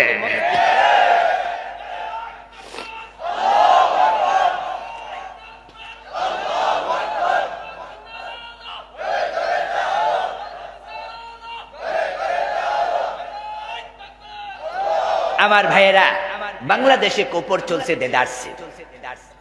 এখন এই দেশে কুফর রাষ্ট্রীয়ভাবে প্রমোট করা হয়েছে গত 15 বছর। এখানে আপনারা জানবেন যে 2023 সনে ক্লাস 6 এর বইতে আমরা হঠাৎ করে জানুয়ারির 1 তারিখে বই পেয়ে দেখতে পেলাম, সেখানে বানানো হয়েছে বিবর্তনবাদ। মানুষ নাকি বানর ছিল। নাউজুবিল্লাহ পড়েন। মানুষ বান্দর ছিল, বান্দর থেকে এসেছে না আদম থেকে এসেছে? মানুষের প্রথম ব্যক্তির নাম কি? আদম। আর তারা বইতে 6 এ মানুষের ছবি দিচ্ছে, এভাবে সার্কেল করে চক্রাকারে, শেষে বান্দর দিচ্ছে। আমার বন্ধু আল্লাহ তাআলা বলেন, আমি আদমকে প্রথম বানালাম। খালাকাকুম মিন নাফসিন ওয়াহিদা, দুনিয়ার মানুষ এক ব্যক্তি থেকে তোমাদের সবাইকে বানাইছি। ওই ব্যক্তির নাম হলো হযরত আদম। ওয়া খালাকা মিনহা যাওজাহা, আদমের হাড্ডি থেকে তার বউরে বানাইছি। ওয়া বাসসা মিনহুমা রিজালান কাসীরান ওয়া নিসাআ, এই দুইজন থেকে তামাম দুনিয়ায় কোটি কোটি মানুষ ছড়ায়া দিছি। কিন্তু ওরা ক্লাস 6 এর বইতে ঢুকাইছে প্রথম ব্যক্তি ছিল বান্দর। ওই বান্দর গাছে গাছে লোড়ালোড়ি করতে করতে, দৌড়াদৌড়ি করতে করতে হঠাৎ একদিন লেজ পড়ে গেছে। তারপর হেসকাটান দিয়া খারাইছে আর মানুষ হইয়া গেছে। বইতে যখন এগুলো ঢুকাইলো, 2023 জানুয়ারিতে এটা পত্র পত্রিকায় আসলো, ফেসবুকে আসলো। আমরা আলেমরা মাহফিলের সিজন ছিল, এমন ভাবে মাহফিলগুলোতে তীব্র বিরোধিতা করতে শুরু করলাম। ঢাকাতে সেমিনার হলো, সিম্পোজিয়াম হলো, গণসংযোগ হলো। অনেক আলোচনার পরে সরকার বাধ্য হলো, আমাদের সাবেক শিক্ষামন্ত্রী দীপুমণি তিনি রাষ্ট্রীয় সার্কুলার জারি করলেন, এই অংশ আপাতত পড়ানো যাবে না। ও দোস্ত, এই বিবর্তনবাদ কিন্তু নতুন কিছু নয়। ইউনিভার্সিটি লেভেলে বিবর্তনবাদ আগ থেকে পড়ানো হয়। আমরা আগে তা নিয়ে মাথা ঘামাই নাই, কারণ যারা পড়ে ইউনিভার্সিটি লেভেলে তারা বড় বড় পোলাপান, তারা বোঝে এগুলো ফাও কথা। কি পরিমাণ গাঁজা খাইলে চিন্তা মাথায় আসে এটা ডারউইন ভালো জানে। হিন্দুরা বলে লক্ষ্মী তাদের মা, দুর্গা তাদের দেবতা। আমরা বলি বলুক, এটা তাদের ব্যাপার। খ্রিস্টানরা বলে ঈসা নবী নাকি আল্লাহর ছেলে, আমরা বলি এটা বলুক, এটা তাদের ব্যাপার। গৌতম বুদ্ধকে তারা আল্লাহ বানায়া দিছে, আমরা বলি এটা বৌদ্ধদের ব্যাপার। ডারউইন বলে মানুষ বানর ছিল, আমরা বলি এটা ডারউইনের ব্যাপার। কিন্তু যখন মুসলমানের দেশে ক্লাস 6 বইতে ঢুকাইয়া দিছে, আমরা থামতে পারলাম না। কারণ এই ধ্যান ধারণা লালন করলে আমাদের বাচ্চাগুলো কাফের হয়ে যাবে, আমরা তো আমাদের সন্তানদেরকে কাফের হতে দিতে পারি না। এবার আপনাদের কাছে আমার প্রশ্ন, এই ডারউইনের বিবর্তনবাদ যে সিলেবাসে ঢুকলো, সরকার জানে না, শিক্ষামন্ত্রী জানে না, তার লোকেরা জানে না, তো মুসলমানের দেশে কুফরি কে ঢুকাইছিল? তারা নিজেরা। যারা ঢুকাইছে কয়েকজন চিহ্নিত লোক, ওদের কোনো বিচার করলো না, শুধু স্থগিত করলো আমাদের চাপে পড়ে। এবার 2024 রানিং বছর, চলমান বছর, আরেকটা কুফরি ঢুকাই দিচ্ছে। সেটা হলো ক্লাস 7 এর বইতে। আগে ঢুকাইছে কোন ক্লাসে? 6, এবার ঢুকাইছে 7। ওইটা হলো এলজিবিটিকিউ। শরীফ শরীফার গল্পের মোড়কে সমকামিতার নতুন ভাষ্য। ছেলে ছেলেকে বিয়ে করে, মেয়ে মেয়েকে বিয়ে করে, এমন রাষ্ট্র পৃথিবীতে আছে না নাই?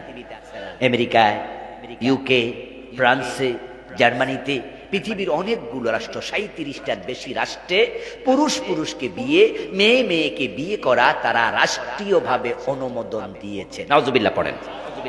বাংলাদেশ তো 92% মুসলমানের দেশ, এদেশে এটা খাবে না মানুষ, এজন্য ওরা ডাইরেক্ট দেয় নাই, শরীফ শরীফার গল্পের নাম দিয়া ঢুকাইছে। কোন ছেলে নিজেকে মেয়ে মনে করলে সে মেয়ে, কোন মেয়ে নিজেকে ছেলে মনে করলে হে ছেলে। পাইজলামির আর জায়গা পাও না, পাইজলামি খাম খেয়ালি আর চলে না। আমরা নিজেরা নিজেদেরকে মনে করব কেন? আল্লাহ তো ছেলে বানায়, আল্লাহ তো মেয়ে বানায়, ঠিক কিনা? তো তোমার বানাইছে মেয়ে, তুমি ছেলে মনে করো কেন? তুমি ছেলে মনে করো, তোমারে বানাইছে আল্লাহ ছেলে, তুমি নিজেকে মেয়ে ভাবো কেন? তুমি ছেলে তাই তোমার মুখে কি আছে? তোমার মুখে কি আছে? কথা বলেন না কেন ভাইরা, কি আছে? তো তুমি ভাবো কেমনে তুমি মেয়ে? এটা সিলেবাস এখনো আছে, কুফরি চলছে বিভিন্ন ভাবে। আমি কুফর নিয়ে বই লিখেছি, আমি 56টা কুফর লিখেছি। বইটা অবশ্য আজকে নাই আমার কাছে, বিক্রি হয়ে গেছে, জানছিলাম গাড়িতে নেই। 56টা কুফর লিখেছি চলমান বাংলাদেশ। আমার বন্ধু, শিরিক যেগুলো চলছে আশ্চর্য হবেন, আমাদের মাহফিলগুলোতে হুজুররা পর্যন্ত শিরিক প্রচার করে। এমন বক্তাও আছে হেলিকপ্টার দিয়ে আসে, অনেক টাকা খরচ করে তাদেরকে আনে। ওই বক্তা মাইক হাতে নিয়া মানুষকে কয় কেউ ফিরে না খালি হাতে খাজা বাবার দরবারে। এমন বক্তা আছে না? আল্লাহর ধন রাসূলকে দিয়া আল্লাহ গেছে গায়েব হইয়া, রাসূলের ধন খাজা লইয়া শুইয়া আছে আজমিরে, কেউ ফিরে না খালি হাতে খাজা বাবার দরবারে। ও প্রিয় ভাইয়েরা, আল্লাহর ধন রাসূলকে দিছে, রাসূলেরটা আবার আবু বকর ওমরেরও দেয় নাই, খাজা বাবারে দিছে।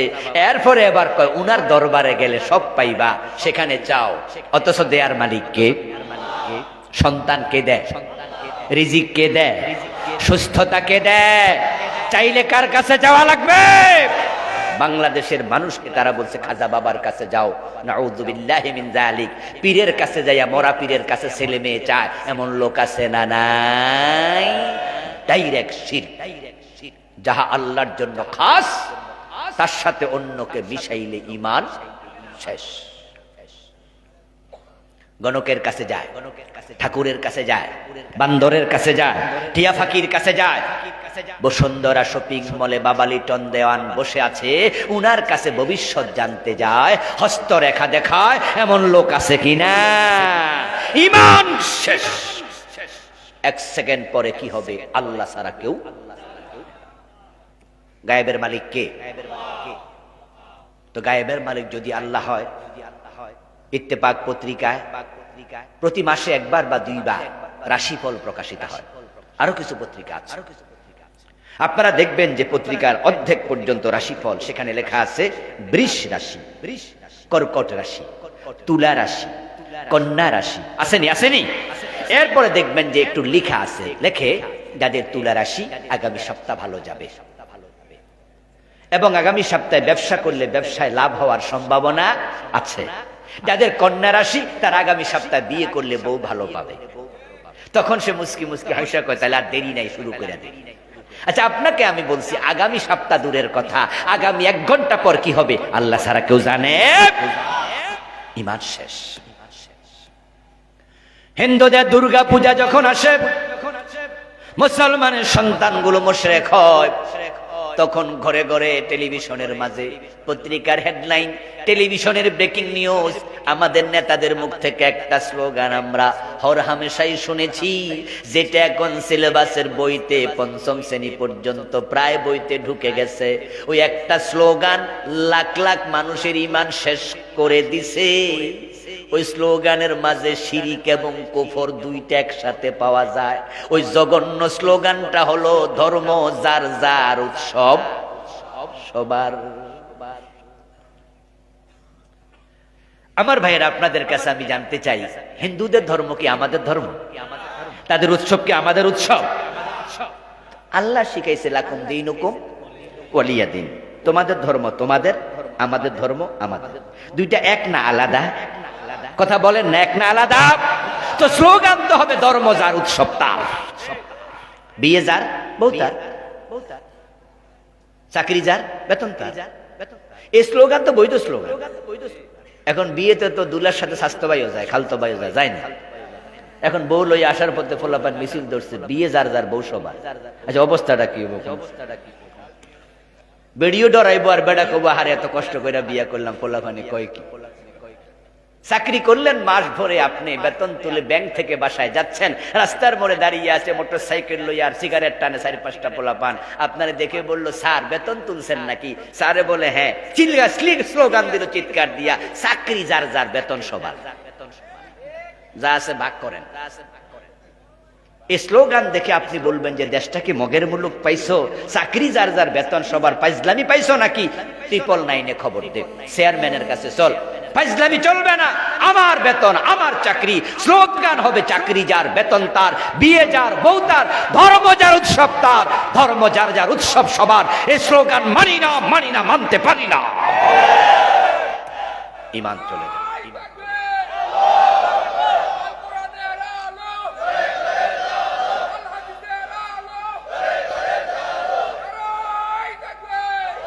আমার প্রিয় ভাইরা, আরেকটা স্লোগান আমাদের ঈমান শেষ করে দিয়েছে, সেটা হচ্ছে আমাদের নেতাদের শিখানো স্লোগান। নির্বাচন সামনে আসছে, নির্বাচনে দেখবেন নেতারা মাইক হাতে নিয়ে আপনাদেরকে ডাইকা একসাথে মিছিল করে, মিটিং করে বলবে, এই জনগণ, আপনারা সকল ক্ষমতার উৎস, আপনারা আমাদেরকে ক্ষমতা দিলেও পারেন, না দিলেও পারেন, সব আপনাদের হাতে, জনগণ সকল ক্ষমতার উৎস। এই কুফরি স্লোগানটা আমাদের সংবিধানে ঢুকাইছে ডক্টর কামাল। মুসলমান দেশের সংবিধান কুফরি লেখা।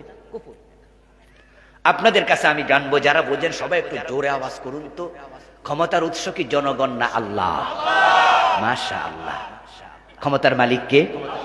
তাবারাকাল্লাযী বিয়াদিহিল মুলক, বরকতময় তিনি যার হাতে রাজত্ব।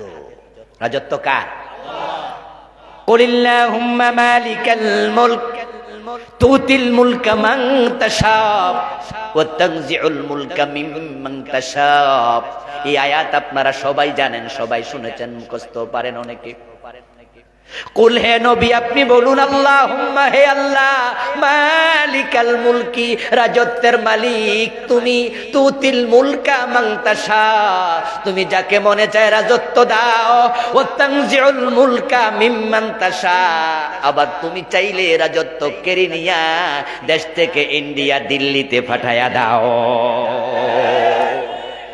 ঠিক নেই? এই আয়াত যে সত্য, জনগণ যে ক্ষমতার উৎস না আমরা তো বুঝে লাইছি। কারণ যে সমস্ত দল এই যে যত 15 বছর যারা দেশ চালাইছে জাতীয় পার্টি আর আওয়ামী লীগ মিলে, এই 15 বছরে পুলিশ যা নিয়োগ দিছে সব কি তাদের দলের না? সেনাবাহিনীতে যারা অফিসার তাদের দলে না? আর একটা চৌকিদার নিয়োগ দিল তো দল চাইছে, চাইনি? আচ্ছা দলে কর্মী আছে লাখ লাখ, পুলিশ আছে লাখ লাখ, সেনাবাহিনী আছে লাখ লাখ, আচ্ছা এরপরও ফালাইতে হলো কেন দেশ ছাইরা? আসলে ক্ষমতার মালিক জনগণ না আল্লাহ। এমন ঘটনা আল্লাহ ঘটাইয়া দিছে, আল্লাহ ইশারা দিয়েছে, এই ওয়াকারুর রহমান কই, ওয়াকার মিয়া কই, সেনাবাহিনী প্রধান যা যায় তুই বল 45 মিনিটের বেশি সময়। উনারা ঘোষণা করছিল ভিশন 2041 নাকি জানেন তো আপনারা? কুমিল্লার মানুষ তো এমনি রাজনৈতিক সচেতন চালায়। ওরা ঘোষণা করছে ভিশন 2041 2041। আল্লাহ কয় জিনা 45 মিনিট, 41 তো দূরের কথা 45 মিনিটও নাই। এমন ভাবে পালাইছে রান্না করা খাবার খেয়ে পালাতে পারে নাই। এক কাপড়ে পালাইছে, নিজের অন্য কাপড়ও নিতে পারে নাই। পরে ফোলাফান যাইয়া ডয়ার খুইলা কাপড় বের করছে, কইরা আবার হাতে লইয়া লইয়া লাইরা দেখা। এমন কাপড় যেটি নামও কোয়া যায়। মানুষ কয় বুড়া মানুষ এটি দিয়া কি করছে?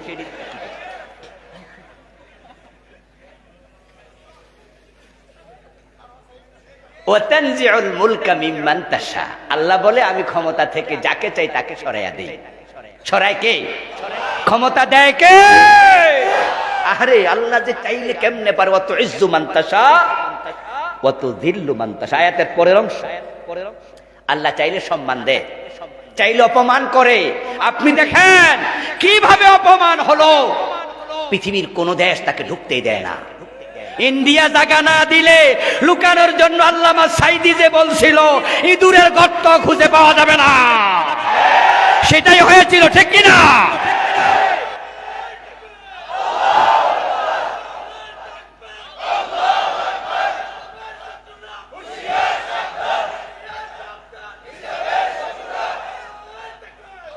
আমার প্রিয় ভাই আপনি দেখেন আমেরিকার মতো দেশ বলে দিছে নো এন্ট্রেন্স, প্রবেশ নিষেধ, অথচ উনার নিজের ছেলে জয় আমেরিকান নাগরিক, জানেন তো আপনারা?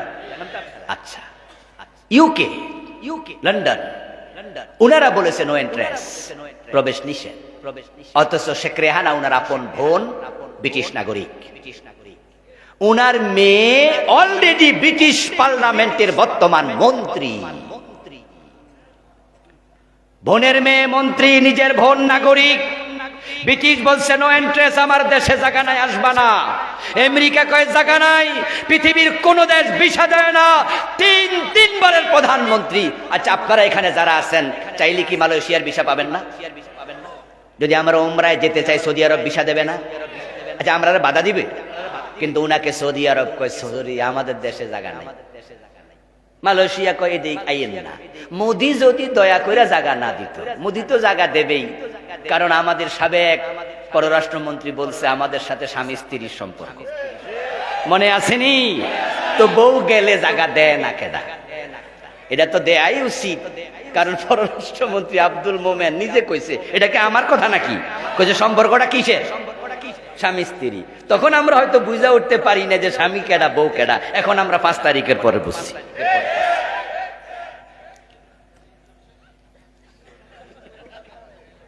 আমার প্রিয় ভাইয়েরা, কিছুদিন আগে উনি দুবাই চলে গিয়েছিলেন। 10 ঘন্টা বিমানবন্দরে বসায় রেখা ওরা আবার ফিরাই দিছে। দুবাই ঢুকতে দেয় নাই, আবার ইন্ডিয়া ফিরাই দিছে। কার কাছে? মোদি মিয়ার কাছে। বলছে এখানে যান, সেখানে ভালো জায়গা, ওরও বউ নাই, আপনারও জামাই নাই। কি বিপদের কথা! ইজ্জত থাকে নাকি? ইজ্জত থাকে নাকি? ইজ্জতের মালিক কে?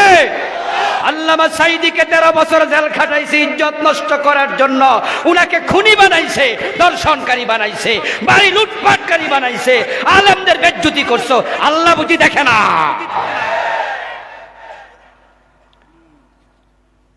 আহমদ শফি রাহেমাহুল্লাহ বয়োবৃদ্ধ আলেম, উনাকে তেতুল হুজুর বলে কত বেজ্জতি করছে, ঠিক না? জোনায়েদ বাবু নগরী রহমতুল্লাহ আলাইহি বয়োবৃদ্ধ আলেম, হেফাজতের মহাসচিব, পিটাইয়া 2 ভাইকে নিজের বউ দিয়া দর্শনের মামলা দিয়েছে। উনি বউ লইয়া বেড়াইতে গেছে। আচ্ছা, বউ লইয়া আমরা বেড়াইতে যাই না? আমরা যাওয়ার সময় কি কাবিন নামা লইয়া যাই? ওখানে ওনারা দইরা জিগায় যে এটা যদি আপনার বউ হয় কাবিন কই? কি আজীব প্রশ্ন রে। আচ্ছা, এখানে আপনারা মাঝে কাবিনই হয় নাই এমন 2-4 জন আছেন না? তো এরারে ধরলে কি কইবেন? ফাইজলামির জায়গা পাও না মালিক। এই যে ডক্টর ইউনূসকে ক্ষমতা বসাইছে, আচ্ছা এই বেড়া 5 তারিখের আগে ভাবছিল জীবনে?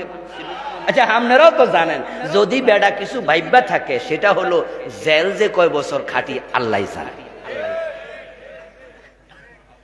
কারণ আমেরিকা থেকে আসুক আর সুইজারল্যান্ড থেকে আসুক, শুধু মামলার হাজিরা দেওয়ার জন্য হয়তো।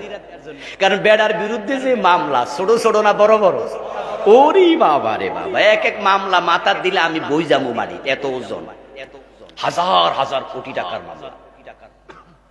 বেড়া 8 তলার উপরে এজলাস, ওখানে উঠবে, লিফট দিছে বন্ধ করে, কারেন্ট শেষ, বয়স 84, হাইটা হাইটা ওরা তোর জেল হয় 250 বছরের নিচে হইব না। আর আল্লাহ তাআলা দেখেন কিভাবে কি করে। 5 তারিখে বিপ্লব করলো পোলাপান, এই দেশের ছেলেরা রক্ত দিল, তারপরে ক্ষমতায় যখন পরিবর্তন হলো ওরা নিজেরা মোবাইল লইয়া উনারে ফোন দিয়া কয়, স্যার আপনি একটু দয়া করে আইসা বড় চেয়ারে বসে যান। ভাই রাসূলের হাতে হাত রেখে কালেমা পড়ছে, কিন্তু তার জায়গা জাহান্নামে সবার নিচে। মুনাফিক কারা?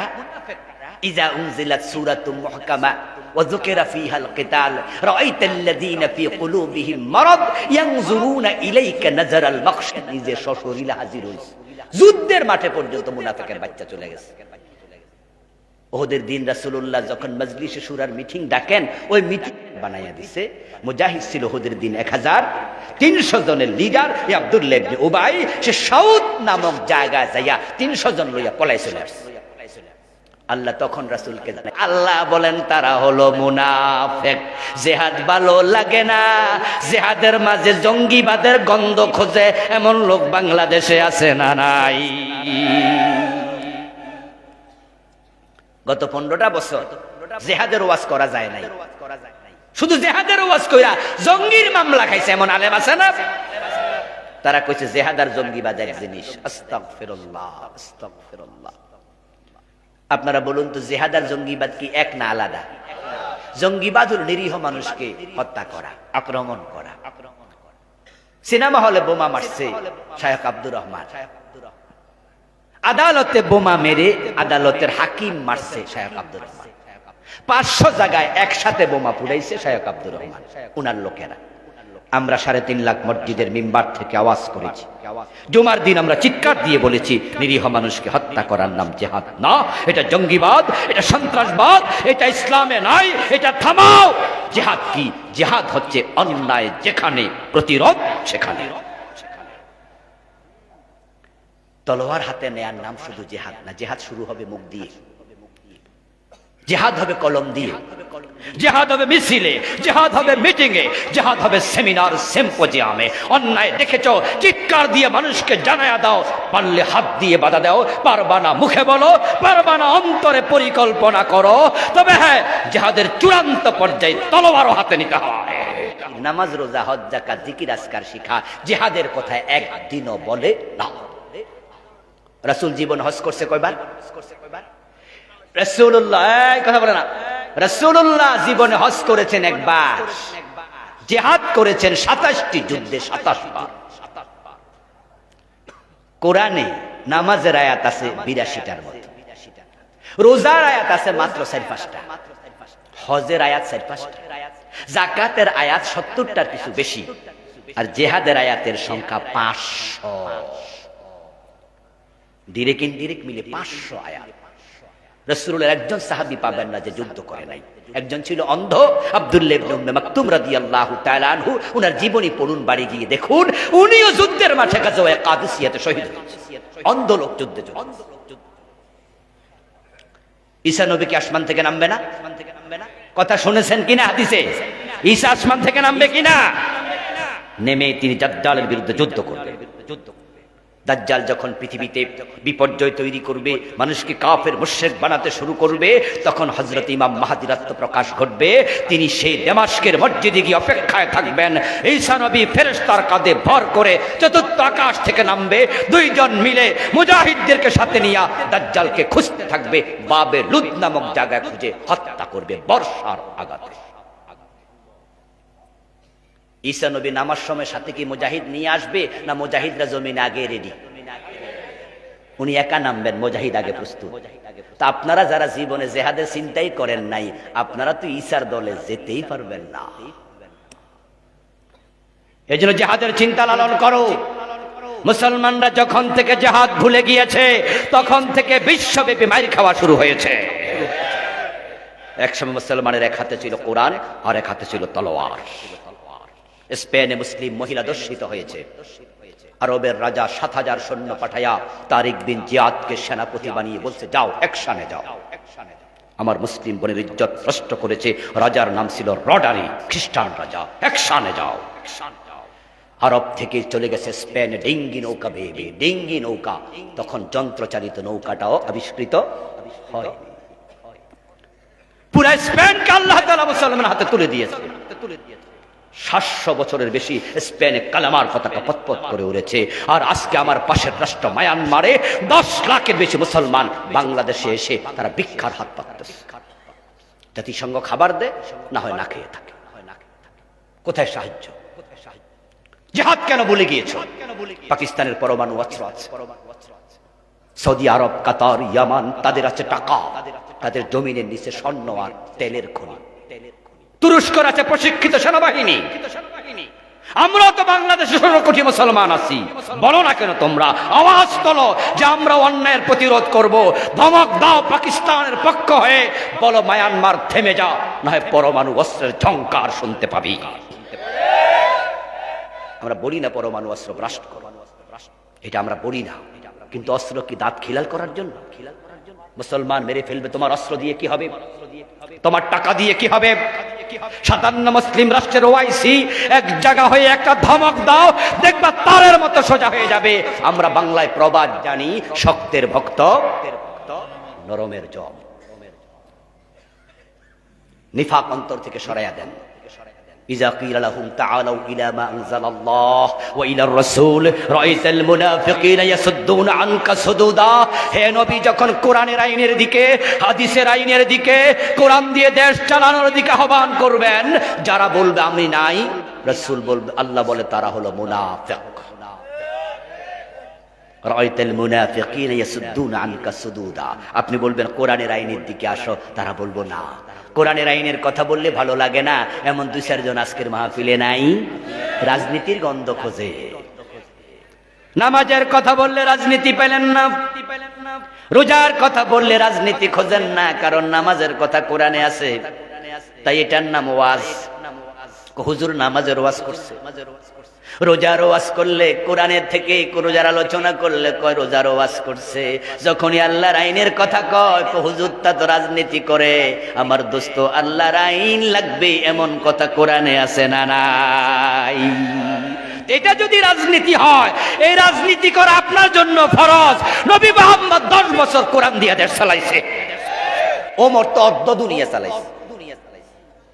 অর্ধ পৃথিবী করেছো শাসন, ধুলার তখ্তে বসে। খেজুর পাতার প্রাসাদ তোমার বারে বারে গেছে খসে। প্রিয় ভাইরা, মুনাফিকের ২৮টি আলামত নিয়ে আমি বই লিখেছি। বিভিন্ন লেখকের লেখা আছে, পড়বেন। আমার প্রিয় ভাইরা, এইগুলো ৩টা।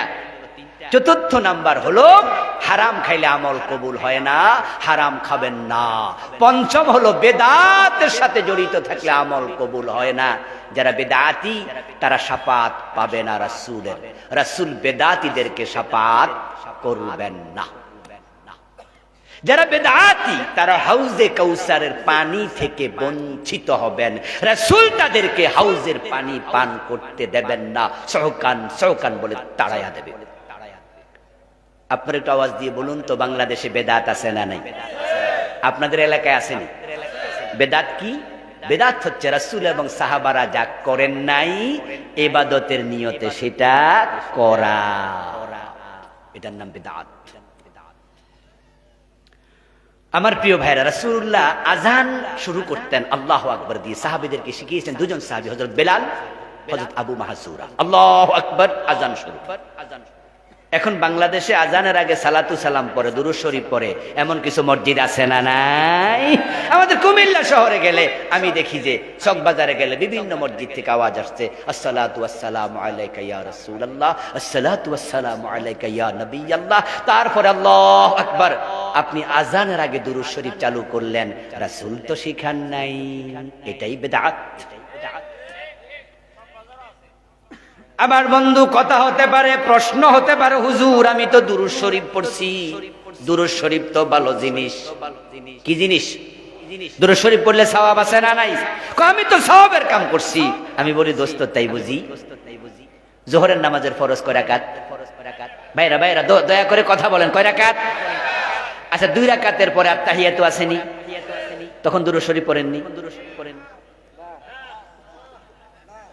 আব্দুহু ওয়া রাসূলুহু বলে শেষ। তারপরে আমরা দাঁড়াইয়া যাই, তারপরে আরো 2 রাকাত পড়ে তখন আমরা আত্তাহিয়াতু পড়ি, দুরূদ শরীফ পড়ি, দোয়া মাসুরা পড়ি, ঠিক না? প্রথম বৈঠকে কি দুরূদ আছে নাকি? আচ্ছা, কেউ যদি মনে করে যে আমার হাতে সময় আছে, আমি দুরূদও পড়ব, ধরেন কেউ পড়লো, হানাফি মাযহাবের ফতোয়া হলো যদি কেউ এই টাইমে দুরূদ পড়ে তাকে সাউ সিজদা দিতে হবে। এবার আপনারা বলুন তো, সাউ সিজদা শকে দেয় না জরিমানা? সাউ সিজদা দেয়া নফল না ওয়াজিব? আচ্ছা, ওয়াজিব তরক করলে সগীরা গুনাহ হয় না কবিরা গুনাহ? এবারে কি অপরাধ করছে যে এবার কবিরা গুনাহ হবে সাউ সিজদা না দিলে? আমার প্রিয় ভাইরা, সে দুরূদ শরীফ পড়ছে, অপরাধটা কি? দুরূদ তো ভালো জিনিস। আপনি আজানের আগে দুরূদ পড়লেন, আমি বললাম যে রাসূল শিখায় নাই, এটা পড়বেন না, এটা বেদাত। আপনি যুক্তি দিলেন, অসুবিধা কি? দুরূদ তো ভালো জিনিস। তো এখানেও তো দুরূদ, দুরূদ কি খারাপ জিনিস? তো সাউ সিজদা লাগবে কেন? আচ্ছা, আপনাদের এলাকায় কি ঈদের নামাজে আজান আছে? আচ্ছা, কেউ যদি ঈদের নামাজের আগে আজান দেয়, মুয়াজ্জিনের বেতন বাড়বো না চাকরি দেব? তো হেও যদি কেউ অসুবিধা কি? আজান কি খারাপ জিনিস? আজান না দিছে মিয়া, অসুবিধা কি? আপনি বলবেন যে ঈদের নামাজের আগে রাসূলুল্লাহ আজান শিখায় নাই, তুমি পাইলা কই? তুমি কেন আজান দিলাই? মুয়াজ্জিন তোমারে কইছে কেডা? আপনাদের এলাকায় যখন জানাজার নামাজ পড়ে, ওযু সারা পড়ে না, ওযু সহ? তো জানাজার নামাজ যেহেতু ওযু সহ পড়েন, তাই রুকু সিজদা শুরু কইরা দেন, সওয়াব বাইরা যাইবো, ঠিক না? যদি জানাজার নামাজে কেউ রুকু দেয়, কেউ সিজদা দেয়, আমরা পিছন থেকে তার সাথে একমত হইয়া দেব না, আমরা সংশোধন দেব, আমরা লোকমা দেব, আমরা বলবো এই মিয়া হুজুর কি করছেন? যখন ইমাম ভুল করে তখন মুয়াজ্জিরা মুসল্লি যারা আছে তারা লোকমা দেয়। আমার রাসূল যে লোকমা শিখাইছে বাংলাদেশে এইটাও তো নাই। আমার রাসূল শিখাইছে লিররিজালিত তাসবিহু ওয়া লিন্নিসাইত তাসফিকু, পুরুষ যদি থাকে মুসল্লি তাহলে সুবহানাল্লাহ পড়ে লোকমা দেবে। যদি মহিলা মুসল্লি থাকে তারা মুখে কথা বলবে না, হাতের উপরে হাত বাড়ি দেবে। এখন বাংলাদেশে ইমাম ভুল করলে অধিকাংশ মসজিদে সুবহানাল্লাহ কইয়া লোকমা দেন, আল্লাহু আকবার কয়। তো সুবহানাল্লাহ ধাক্কা দিয়া সরাইলো কেডা? রাসূল শিখাইলো কি আর আমরা বলি? আজানের শুরুতে রাসূল দুরূদ শিখায় নাই, তুমি পাইলা কই? যখন রাসূলুল্লাহ নামাজে দাঁড়াতেন, হযরত আলী থেকে বর্ণিত হাদিস সহিহ মুসলিমে এসেছে, হযরত আলী বলেন কানান নবী সাল্লাল্লাহু আলাইহি ওয়াসাল্লাম ইযা কামা ফি সালাতিহি কাব্বারা সুম্মা ক্বালা ইন্নী ওয়াজ্জাহতু ওয়াজহিয়া লিল্লাযী। সালাত নিয়ে বই লিখেছি, অনেক ভুল আমাদের দেশে চলছে, বইতে বিস্তারিত লিখেছি। আলী বলে রাসূল নামাজে দাঁড়াইতেন, দাঁড়ায় বলতেন আল্লাহু আকবার, তারপরে পড়তেন ইন্নী ওয়াজ্জাহতু ওয়াজহিয়া লিল্লাযী। কিন্তু বাংলাদেশে এই দোয়াটা তাকবীরের আগে পড়ে না পড়ে? তো ধাক্কাইয়া সামনে নিল কেডা? আল্লাহু আকবার বলার পরে প্রিয় নবীজি পড়তেন সুবহানাকাল্লাহুম্মা ওয়া বিহামদিক। আল্লাহর নবী অন্য সানা পড়তেন আল্লাহুম্মা বাঈদ বাইনি ওয়া বাইনা খাতায়ায়া কামা বা'আদতা বাইনাল মাশরিকি ওয়াল মাগরিব। এক এক সময় এক এক সানা পড়তেন। আমরা একটাই শিখছি আর বাকিগুলো অনেকে জানি না। আর ইন্নী ওয়াজ্জাহাতু রাসূল পড়তেন, আলী বলেন তাকবীর দেওয়ার পরে মাঝে মাঝে রাসূল কয় লোকমা দিও আল্লাহু আকবার না সুবহানাল্লাহ বলে আমরা ধাক্কায়া দিলাম। রাসূল ইন্নী ওয়াজ্জাহাতু পড়ছে, তিনি পরে আমরা ধাক্কায়া সামনে দিলাম। রাসূলুল্লাহ সালাম ফিরাইতেন নামাজের, ফিরাইয়া একবার বলতেন আল্লাহু আকবার, তিনবার বলতেন আস্তাগফিরুল্লাহ, একবার বলতেন আল্লাহুম্মা আনতাস সালাম ওয়া মিনকাস সালাম, একবার পড়তেন আয়াতুল কুরসি এবং বলেছেন যারা প্রতিদিন ফরজ নামাজের পরে আয়াতুল কুরসি কন্টিনিউ করবে তাদের জান্নাতের সাথে দূরত্ব শুধু তার মৃত্যু। আমার রাসূল সালাম ফিরে পড়তেন আল্লাহ পড়তেন আল্লাহ আশহাদু আল্লা ইলাহা ইল্লাল্লাহু ওয়াহদাহু লা শারীকা লা। আমার নবী সালাম ফিরে পড়তেন সাইয়্যিদুল ইস্তিগফার আল্লাহুম্মা আনতা রাব্বি লা ইলাহা ইল্লা আনতা খালাকতানি। আমার নবী সালাম ফিরে 33 বার সুবহানাল্লাহ, 33 বার আলহামদুলিল্লাহ, 34 বার এগুলো পড়তেন। আর আমাদের হুজুররা সালাম ফিরায়া আল্লাহুম্মা আমিন। এখন আল্লাহুম্মা আমিন কই হাত মুছছে, হাত মুছাইয়া খাড়াই গেছে। এই যে রাসূলের শিখানো দোয়া ইমামও পড়ে না, মুসল্লিরা অধিকাংশই পড়ে না। রাসূল করলেন কি আর আমরা যাচ্ছি কোন দিকে? কোন দিকে যাচ্ছেন আপনি? রাসূলুল্লাহ ঈদ করলেন দুইটা, ঈদুল ফিতর, ঈদুল আযহা। এখন বাংলাদেশ আইছে ঈদে মিলাদুন নবী, আইছিনি? এই এলাকায় নাই, আছে মানে কুমিল্লা শহরে মিছিল করে সকল ঈদের সেরা ঈদ নাকি?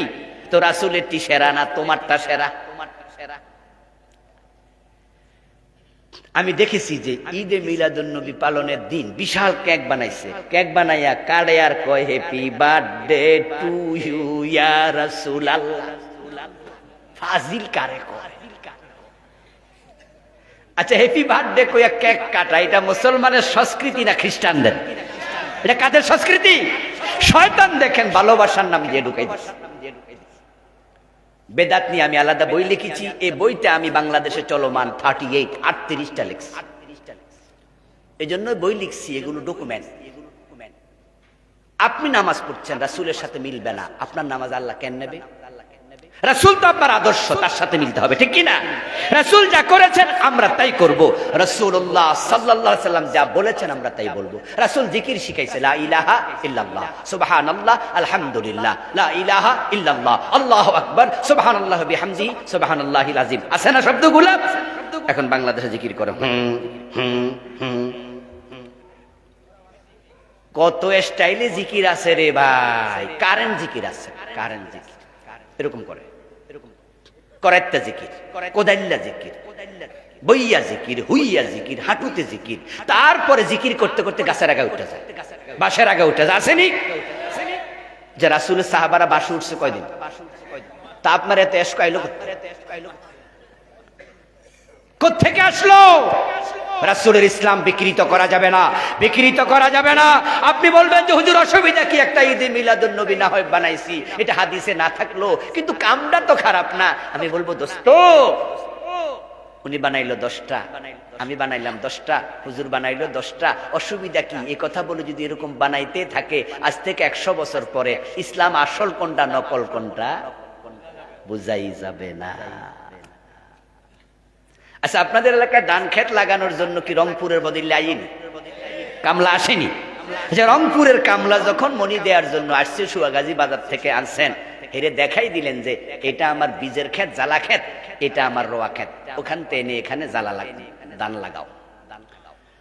বেটা ধান লাগাইছে ঠিকঠাক মতো। বিকাল বেলা আপনি ক্ষেত দেখতে আসছেন, আইসা দেখেন যে ধান গাছের ফাঁকে ফাঁকে ঘাসও আছে, অনেক ঘাস লাগাইছে। আপনি এবার ডাক দিলেন, এই মিয়া বাড়ি কই? এই রংপুরের বদলি এরা কই রে? কই যে স্যার আমি আছি চা দোকানে, চা খাইছি, এদিকে আসো। তোমার তো বলছিলাম ধান লাগাইতা, ঘাস কইগুলো ফ্রি লাগাইছি, বেতন দেয়া লাগবে। আচ্ছা আপনি খুশি হবেন না বেজার হবেন? খুশি হবেন না বেজার হবেন? কারণটা কি? বেটা তো বেতন চায় না, বেটা কইছে অসুবিধা কি, অতিরিক্ত লাগাইছি। আমরা তো আর আমি ধান গাছ লাগাই নাই সেটা না, এটা তো লাগাইছি, ওইটা ফ্রি লাগাইছি। আপনি বলবেন এই মিয়া তোমার এই ফ্রি ধান গাছ তো আমার আসল ধান নষ্ট করবে, করবে না? এজন্য কৃষকেরা কি করে, আগাছা দেখলে তুলে ফেলে। বেদাত হলো আগাছার মতো, এগুলো রাখা যাবে না। আর বেদাত যখন চালু হয় আসল ইসলাম নষ্ট হয়ে যায়। এজন্য বেদাতি রাসূলের শাফাত পর্যন্ত পাবে। বেদাতিকে রাসূলুল্লাহ হাউজের পানি পান করাবেন।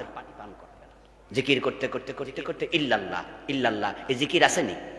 ছাত্র জীবনে আমিও কত করছি। আল্লাহর নবী জীবনে ইল্লাল্লাহ এই শব্দে একদিনও জিকির করেন নাই। এই বইটা আমি লিখছি, বলে গেলাম আমি, হাওয়ায় ভেসে গেল। আর আপনার কাছে বইটা এবার থেকে নেবেন, ওই বইটা আমি লিখে দিয়েছি, ইল্লাল্লাহ শব্দে আল্লাহর নবী একদিনও জিকির করেন নাই। আপনি আপনার পীর সাহেবরে বলবেন, হুজুরকে বলবেন যে হুজুর আপনি তো রাসূলের শব্দে করছেন, রাসূল যেমনে শিখাইছে, হ্যাঁ তাহলে আপনি ইল্লাল্লাহ দেখান। কোথায় পেলেন দেখান? পাবে না। বানানো চলছে অনেক কিছু অনেক কিছু অনেক কিছু। দোষ নাই আমাদের আলেমদের, কারণ আজ থেকে 100 বছর আগে পুরা বাংলার সীমানায় একটা কামেল মাদ্রাসাও ছিল না। পুরা বাংলার সীমানায় একটা দাওরা মাদ্রাসা ছিল না। দাওরা পাশ করলে দেওবন্দ যাইতো, কামেল পাশ করলে কলকাতা আলিয়া। পরে কলকাতা আলিয়া ট্রান্সফার হইয়া ঢাকা আলিয়াতে, ঢাকা আলিয়া হলো, ঢাকা আসলো। পরে সরসিনা হলো, সরমনাই হলো, ধামতি হলো, সোনাকান্দা হলো। এখন তো আলহামদুলিল্লাহ আলিয়া মাদ্রাসা কামেলের অভাব নাই, দাওরা মাদ্রাসারও অভাব নাই।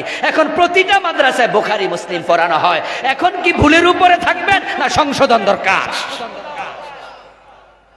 কুফর করলে ঈমান শেষ, শিরিক করলে ঈমান শেষ, নেফাক করলে ঈমান শেষ। হারাম খাইলে আমল কবুল হবে না, আমল শেষ। বেদাতের সাথে সম্পৃক্ত হয়ে মরলেও আমল শেষ।